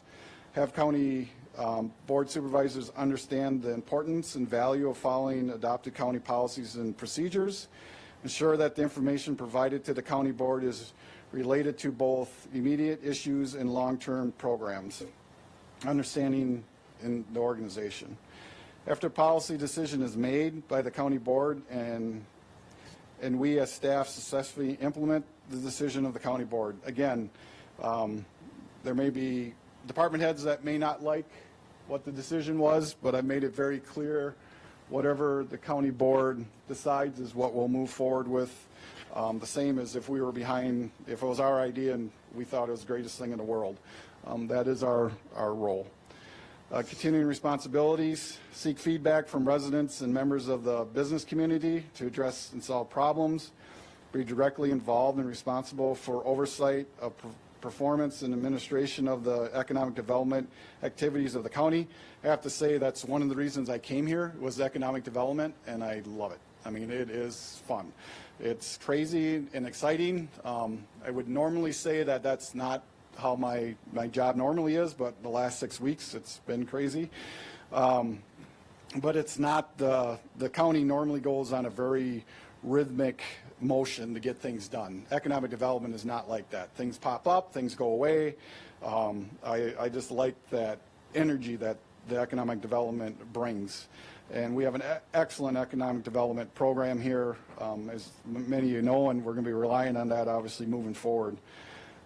So prepare the annual budget, submit a recommendation to the county board for approval, and implement it once adopted. This is our budget. It's not my budget. It's not the department head's budget. It's the county's budget. So the information, the input I get from the county board members is critical and is important. Typically that way that happens is through the committee structure. The department heads will bring forward a budget. They'll bring it to you. You will forward it to me, and I'll be at all those meetings. And then I'll bring my recommendation to the full county board, and you guys will make the final decision. Solicit bids from contractors, select or recommend appropriate individuals or organizations to perform the work, investigate citizen complaints and problems within the organization, and recommend necessary changes to the county board. And for this, if you get a complaint from a citizen, turn that over either to myself or to a department head. Usually it's best to go to the department head first, see if they can fix the problem. There's something that has to go to a higher level. Obviously, you can bring it to me. You will get these. You do get these. But I don't think you want to get involved into the day in, day out operations. It's the one area that I've seen county board members throughout my career can actually kind of get themselves in a bad spot. So that's our responsibility. Send it to us. We will, if it's a personnel issue, we can't get into personnel issues, but we will follow through with whatever complaint or concern we get. That's one of our goals that we'll do for sure. Supervise and evaluate the annual performance of county board or county department heads, department administration staff, and other employees. Work to successfully achieve the annual goals and objectives established by the county administrator as defined by the executive committee. The executive committee sets my goals each year, and then it's my responsibility to complete those goals. County board relationship with the county administrator. At any time, county board supervisors should be able to access and discuss any issues that are concerned about the county administrator, with the county administrator, not about the county administrator. There shouldn't be any issues with me at all. No. County administrators should be able to do the same with the county board. A lot of stuff we talk about, I don't share with anybody. So if you need to talk to me about something, that stays with me. I appreciate the same courtesy. Obviously, there's things that, it could be just ideas. It could be, things, goals that you may have as county board members, something you want to work on. But I won't share that with any other county board member or staff. That will stay confidential between us. On issues relating to employee performance or any related personnel matter, county board supervisors should first bring those to the attention of the county administrator. Again, same thing, bring it to either your department head or myself. We have an excellent HR director that can deal with these issues. Just for the members that are new, I was personnel director for 7 years, so I know that world. I don't want to do that world. That's not a fun world. We have an excellent staff that deals with all that. I still obviously get involved if it has to do with the department head, but we got great people that take care of that. Understand the importance of confidentiality between the county administrator and the county board supervisor. I already addressed that. So responsibilities of the county board. Pay attention to the Wisconsin open meeting law. With 15 members, county board supervisors will need to be careful about discussing committee matters with other county board supervisors. Obviously, with 15 members, it's very easy to get a quorum. There's a thing called a negative quorum that Todd will talk about probably Thursday, I'm assuming that's covered. Touch on it a little bit. Yeah. So just be careful with that. That's another area county board members can get themselves in trouble and are personally responsible. So we don't want to do that. You'll see if we send an email out to all the county board members, we'll normally put on the bottom, please do not hit reply all, because we don't want to walk in quorum. But there will be times when I have to send things out to the full county board to keep you informed of what's going on. I had to do that, been doing that quite a bit over this emergency because we just haven't been meeting and wanted to keep the county board up to speed. So responsibilities and time commitment of the county board chair. The county board chair ex official to all committees, county committees. What that means is the county board chair, if there's not a full committee, can sit on that committee to make a quorum. We've had to enact this, and we do have some policy in place on notification to make sure the county board chair would have time to come to a meeting. And that has happened. It's tough with 15 members, it really is. You guys put in a lot of time, and obviously you can't make every single meeting. There's no way to be able to do that. Maintain relationship with the 14 other county board supervisors. It's kind of the role of the chair. Committee chairs will need to manage the time of committee meetings. Todd touched on that, how to keep that moving. To assist the county board, committee chairs, please read and review the agenda information before the regular scheduled meetings. If you have questions or you feel you need more information, contact the department head for committees or the county board, or the administrator for county board meetings. If you have a question at the county board or committee meeting, ask it before the meeting or at the meeting. Ask questions after the decision has been made, obviously is too late.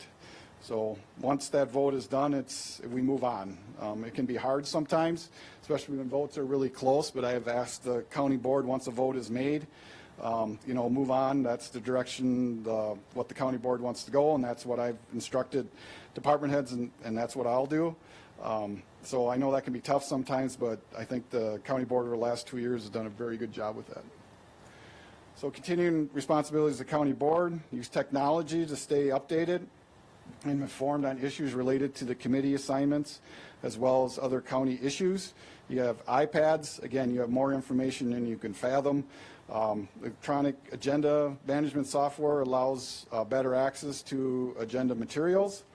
Please contact the county administrator's office if you have any questions or concerns about service, policy, county board, committee agenda items. Tracy is a great resource. She can help you out with pretty much anything on the agendas and especially working with your iPads and working through that system. So the ultimate authority in all policy development and implementation is the county board for countywide issues. Committees for issues pertaining to the specific departments. Obviously, there's issues that touch the full county, and there's issues that just pertain to a particular department. So those are kind of separated.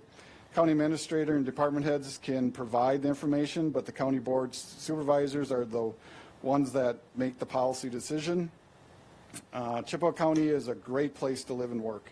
Chippewa County provides many services other counties do not. Dedicated, hardworking employees, positive, high morale starts at the top, and that's with the county board. I've tried to be very positive. I think the employees here are unbelievable. What we've gone through in the last 6 weeks can't even really be described, and our employees have stepped up, and every time we've asked them. We've had employees off, like I said, for continuation of service. We put out needing volunteers for our election. We got employees to do that. We had employees for our Meals on Wheels. They came back and worked on that. It has nothing to do with their jobs, what they're currently doing. So I just cannot say enough for our departments and our employees and what they've been through the last few months here. So done an excellent job. So any questions for me?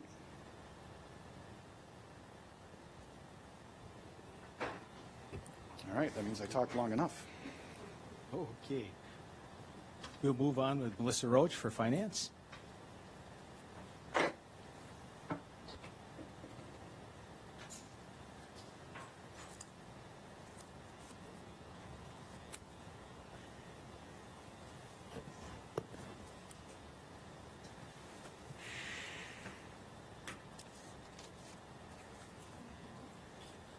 always got to shorten the microphone after Randy.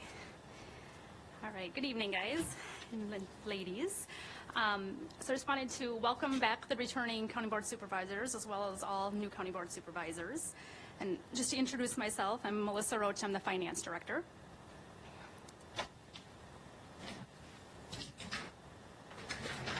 Just going to go over the mission statement of the Finance Division is to really provide efficient, cost-effective support to all county departments.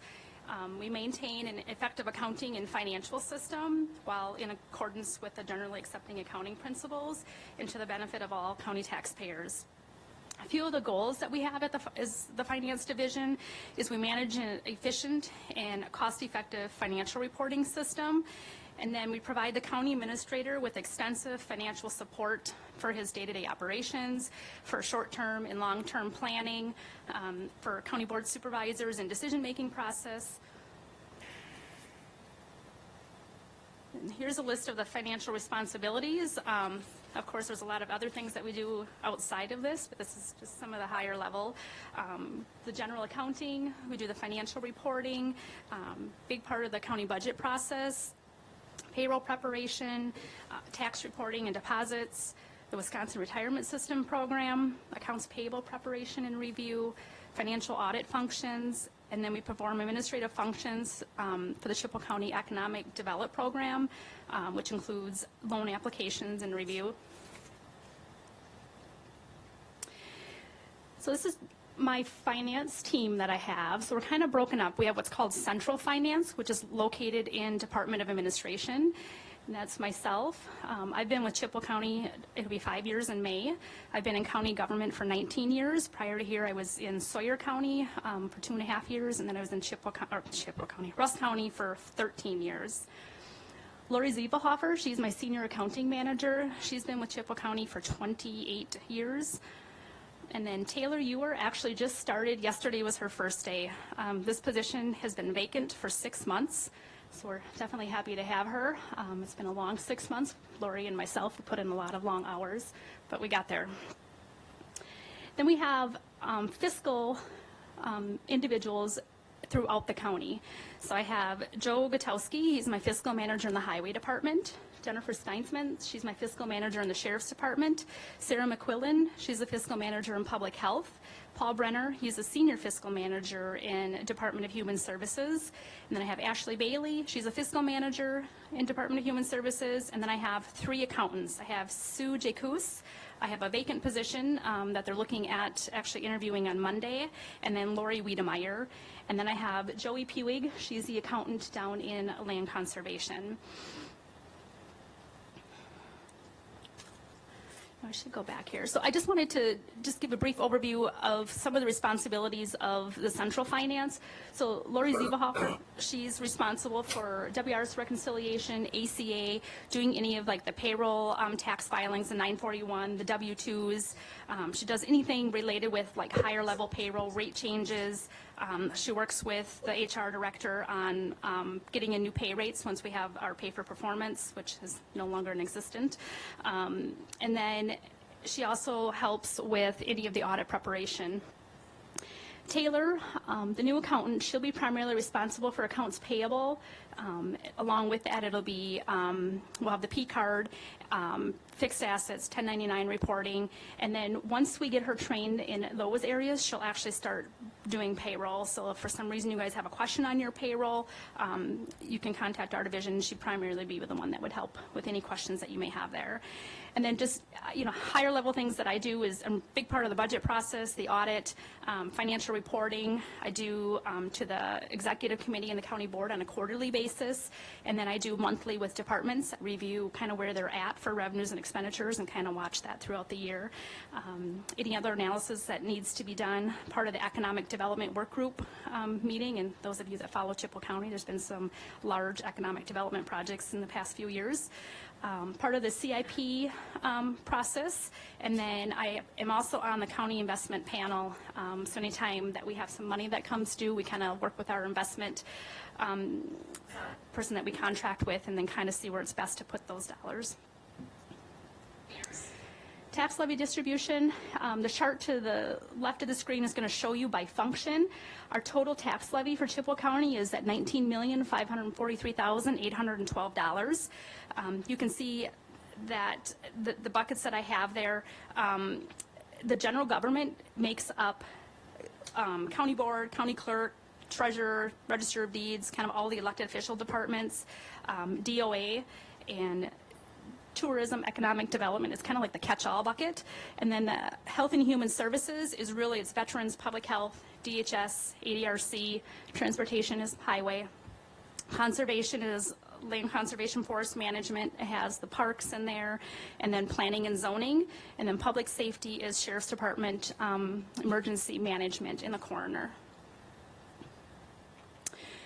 The sales tax distribution, our total sales tax for 2020 was just over $5 million. It was $5.5 million, and kind of gets broken out into two parts. We have the required sales tax dollars, which goes to property tax relief, which is about $1.5 million, and then there's the debt service, which is $1.8 million, and then we have the airport, which is like $161,000.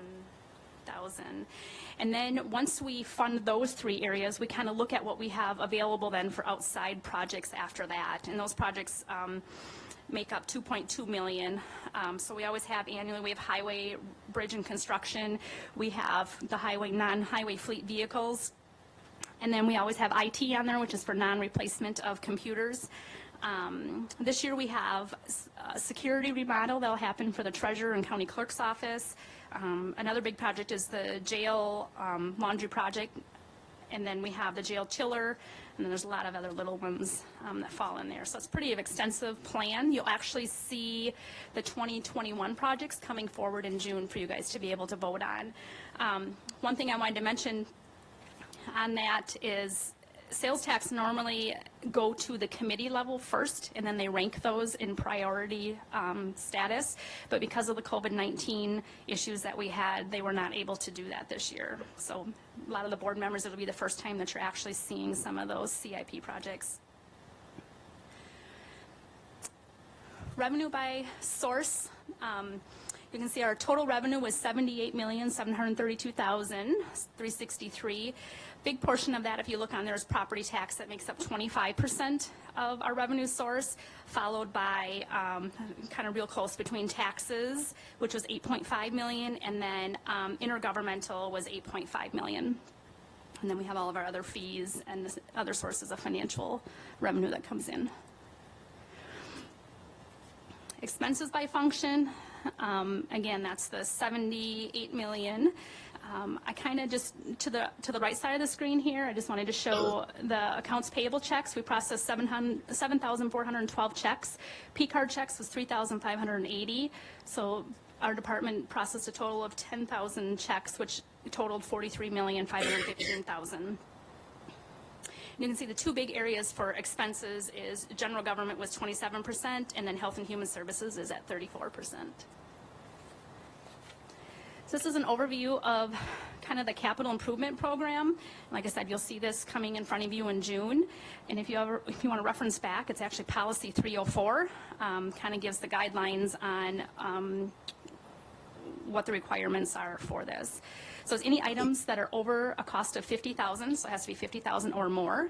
And along with that, if there's a project that's under $50,000, they can either include it in their budget process, but if something comes up during the year, the county administrator is allowed to approve through a non-lapsing request form up to that $50,000. County board approved a 5-year capital improvement program. Currently in place is the 2020 through 2024. County board guidance was the county administrator to bring all CIP projects back to county board and county and policy committees annually. Like I said, we had to skip them going to the department level, but in June again, you'll hear a review of projects for the last 3 years. DOA staff meets regularly and maintains detailed reporting and management protocol for the CIP program. In 2018 through 2020, our total sales tax that was allocated to capital improvement projects was just shy of $7.5 million. And then total borrowing for CIP projects was $6 million, and really that consisted of some highway projects, as well as $4 million was for the radio tower project. And then, like I mentioned, we just are in the process of completing the 2021-2025 CIP plan. This was the timeline for the next 5-year plan. Instructions went out to departments in December to start working through that process, and then really collecting what they were going to request. March, the department submitted the CIP request to the county administrator's assistant. She compiles the data, provides it to me, and then I work with Randy, and we go through each one of those to kind of see where we're at for funding, if we have the money available, and what those different projects are. If they met with the policy committee, we review the ranking of that, and we take that into consideration. So in May, I prepare the CIP requests. Well, we actually did that in April, but so between April and May, we review those CIP requests, and then we finalize the 2021 plan. And like I said, in June, that will come in front of you to review and approve the resolution. And then in August, copies of the updated CIP budget go out to the departments. So in 2020, we're going to have to go out and bond. And for those of you that are returning, if you remember, we did a $6 million bonding in 2018. So we are going to go through this process again in 2020. So this is just kind of outlines the process that we'll have to go through. So in June, there's going to be a lot in June. So in June at the exec and then at the county board meeting, we'll do the initial resolution, which requires 3/4 vote to the county board. And the reason that happens is because they really want to make sure that the county board supervisors are on board to go out and bond, because once we get to a certain point, there's a lot of dollars that are associated with bond counsel and the rating agency. So they really want to make sure that everybody is on board to move forward. The final award resolution will only then require a 2/3 vote, and that goes in front of exec, and then it comes to the county board at the September 8th meeting. And then behind the scenes, I help prepare the preliminary official statements, which really has supervisors, total administration employee count, has a summary of our past bonding, financial data, which is our property tax, levy limit, sales tax, tax rating, tax collections, equalized value. And then it's our demographics and economics is another section. So in 2018, when we actually went out and did our bond rating, Chippewa County was upgraded from a AA2 to AA1, which they say is nearly impossible to do. So that was great. And I really think that's due to our sound financial fund balance that we have in place. We've been very conservative and tried, not have to dip into that, which has been definitely great for us when we go out to bond, because what that does is it means it's a less interest rate for us. This is the preliminary bonding borrowing that we're going to look at doing. So in 2020, we're looking at going out to borrow the $3 million, and that is really in June. That is the only thing you will vote on is the 2020 $3 million. But what we try to do is when we're looking at our bonding, we try to look out long range. So we put this funding structure together to make sure that our bond payment, our debt service payment, can stay around that $1.8 million. So if we stay on target, then we would come back in 2021, follow the same process, request another $3 million, and then 2023 would be $3.5 million, and then 2025 would be $5.5 million. This is an outline of the 2021 operating budget timeline. In May, I'll give a presentation to the county board on the budget process. After the county board meeting, instructions will go out to all department heads on kind of what the guidelines are to develop their budget. At that time, if there's any changes to actually, we send out the preliminary personnel cost report, which is all of the employees' wages and benefits. And then if there's any non-replacement computer hardware, they would bring that request forward in May. June is when we actually send out the preliminary cost report, which is done by the HR director. We provide the department heads with a training, Springbrook training, on how to go in and enter the budget, just because they only do that on once a year. It's just kind of a refresher for them. And then, like I said, at the June meeting, the county administrator will present the 5-year capital improvement plan. In July, the department has prepared the budgets and bring them to their policy committee to review. And then the policy committee approves any user fees or any recommendations that the department is requesting. August, the department heads provide their budgets to myself, and then with myself and the county administrator, we meet one-on-one with all department heads, and we kind of go over their budget and what they're requesting, and we talk through, if there's revenues that can be increased, or if there's just in general, we meet with every individual to hear what they got going for their department in the next year.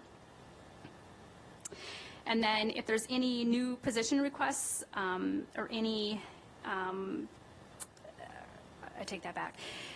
We're not doing pay for performance, so maybe a little different, but we'll come forward with the percentage increase that we're looking at providing to the employees. And then the county board then would vote on that. September, the county administrator and the finance director provide a preview of the preliminary budget. Randy will bring forward the last couple of years since Randy's been here. We actually go down and we show the percentage increase of the budget and kind of give you guys a quick snapshot prior to seeing it in October. And then October, the county administrator brings his recommended budget forward. And then also in October, we have to publish the preliminary audit in the newspaper, and we have to do that 11 days prior to the public hearing. November, county administrator's recommended budget to the county board for approval. Public hearing on the budget, county board reviews, debates, and makes any recommended changes to the budget, and the county board approves the budget levy resolution, and then the final budget then is posted out on the Chippewa County website. I know that was a lot. Do you guys have any questions for me? Okay, and I just want to just go off of what Randy had said. Anytime, if there's something that's fiscal related, my door is always open. If you have questions prior to a committee meeting, I would be glad to sit down and go over some things. I mean, I certainly don't mind asking those questions at the board level, but I think if we can talk through some of that prior to, that's very beneficial. So if you need me for anything, you're more than welcome. Thanks. Thank you. Jackie, all set? Yeah. Okay, we'll hear from our county clerk now. I will be fast because I'm sure you're tired, hungry, ready to go home. All right, so we start our presentation here. The three major services our department provides are election administration, then legislative support and administrative services, and licensing. The one that kind of goes with you guys would be the middle one there. Obviously, I'm clerk to the board. I do the agendas and minutes and kind of help with any of the other items you guys maybe would need. Work really closely with Tracy and Randy to make sure, and with the chair to get everything ready for the meetings. This year is a busy election year for us. Our office is handling 5 different elections. And if you paid attention last few weeks, it was kind of a nightmare for us. But we survived and we are ready to move on. But we can't.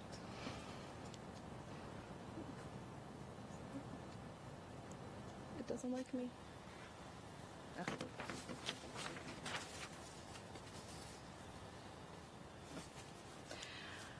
In regards for your per diems and payroll, I did attach the payroll calendar in this presentation. It is also a separate attachment.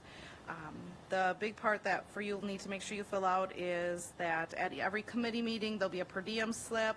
To fill that out, make sure you sign it. If you are the chair, make sure that it's either given to the clerk of that meeting or that it gets back to me. Per diem slips should be turned in monthly. Please do not hang on to them and think you're going to get a big Christmas check.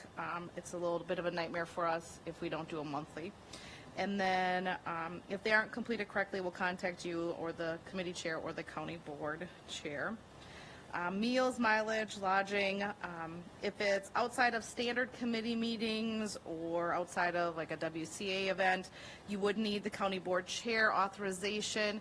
In the past, usually county board supervisors will email the chair and then include myself and or Randy or Tracy on those emails, and then there's a conversation that goes with that for approval. And then reimbursement form, which there is one in the presentation as well for you to complete, that would cover like your mileage and meals, and it has all of the limits on there for your meals. But we'll skip ahead. There's the calendar, the per diem slip. Per diem slips you can find on the employee portal. Otherwise, you can come to our office. We have all the forms you would need. Vehicle reservations, if you don't want to take your own personal vehicle and you would like to take a county vehicle, you'll need to check that out with us. Again, you can just send me an email or call, and then we'll get that reserved for you, and then we'll kind of work through those steps on when to pick it up and how to return it to us. If you do use your own vehicle, again, you'll need to fill out that reimbursement form. Conference registrations, the WCA agenda is out for the September conference. They are not, they postponed, usually it's May 1st that the hotel reservations and sign up is. They actually postponed that now to June 1st. I'm assuming they're waiting to see what guidelines will be coming forward, if they'll need to do anything different with the conference.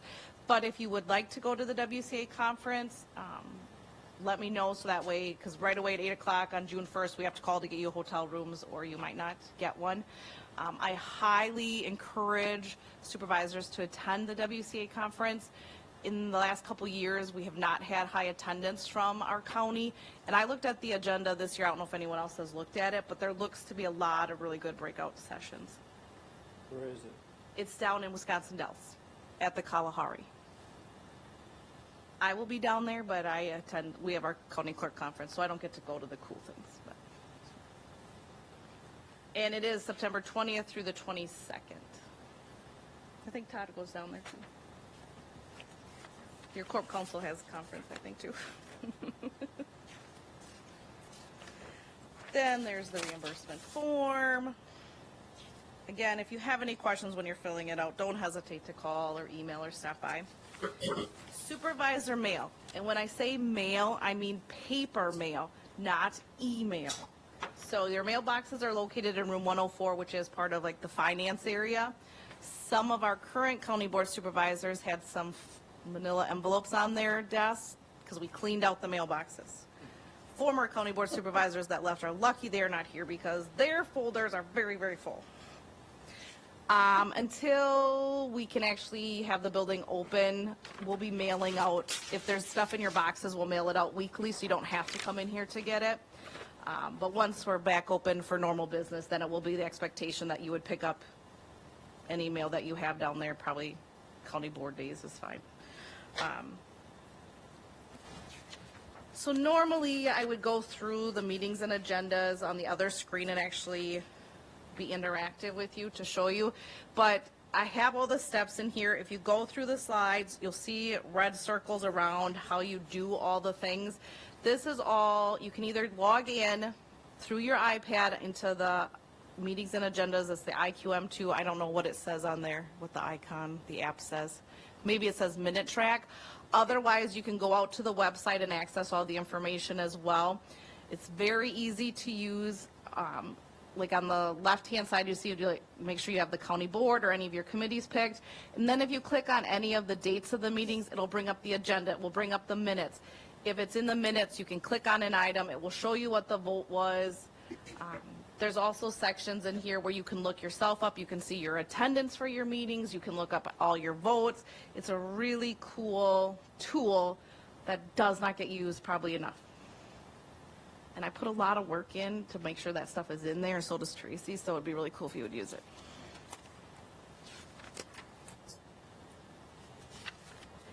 And if anyone wants like a one-on-one like tutorial of any of those systems, please contact myself or, Lisa or Amanda in our office too. We can walk through any of it with you, so that way everyone knows what they're doing. I do have the county board meetings on here. It does say room 302 at 6 p.m. I understand that our meeting on Thursday will not be here, and the May 12th meeting, I'm assuming, is also going to be remote. I know there's some lawsuits happening, so who knows when we'll all be seeing each other again. But there's the rest of the meetings for the rest of the year. There's 2 meetings in November.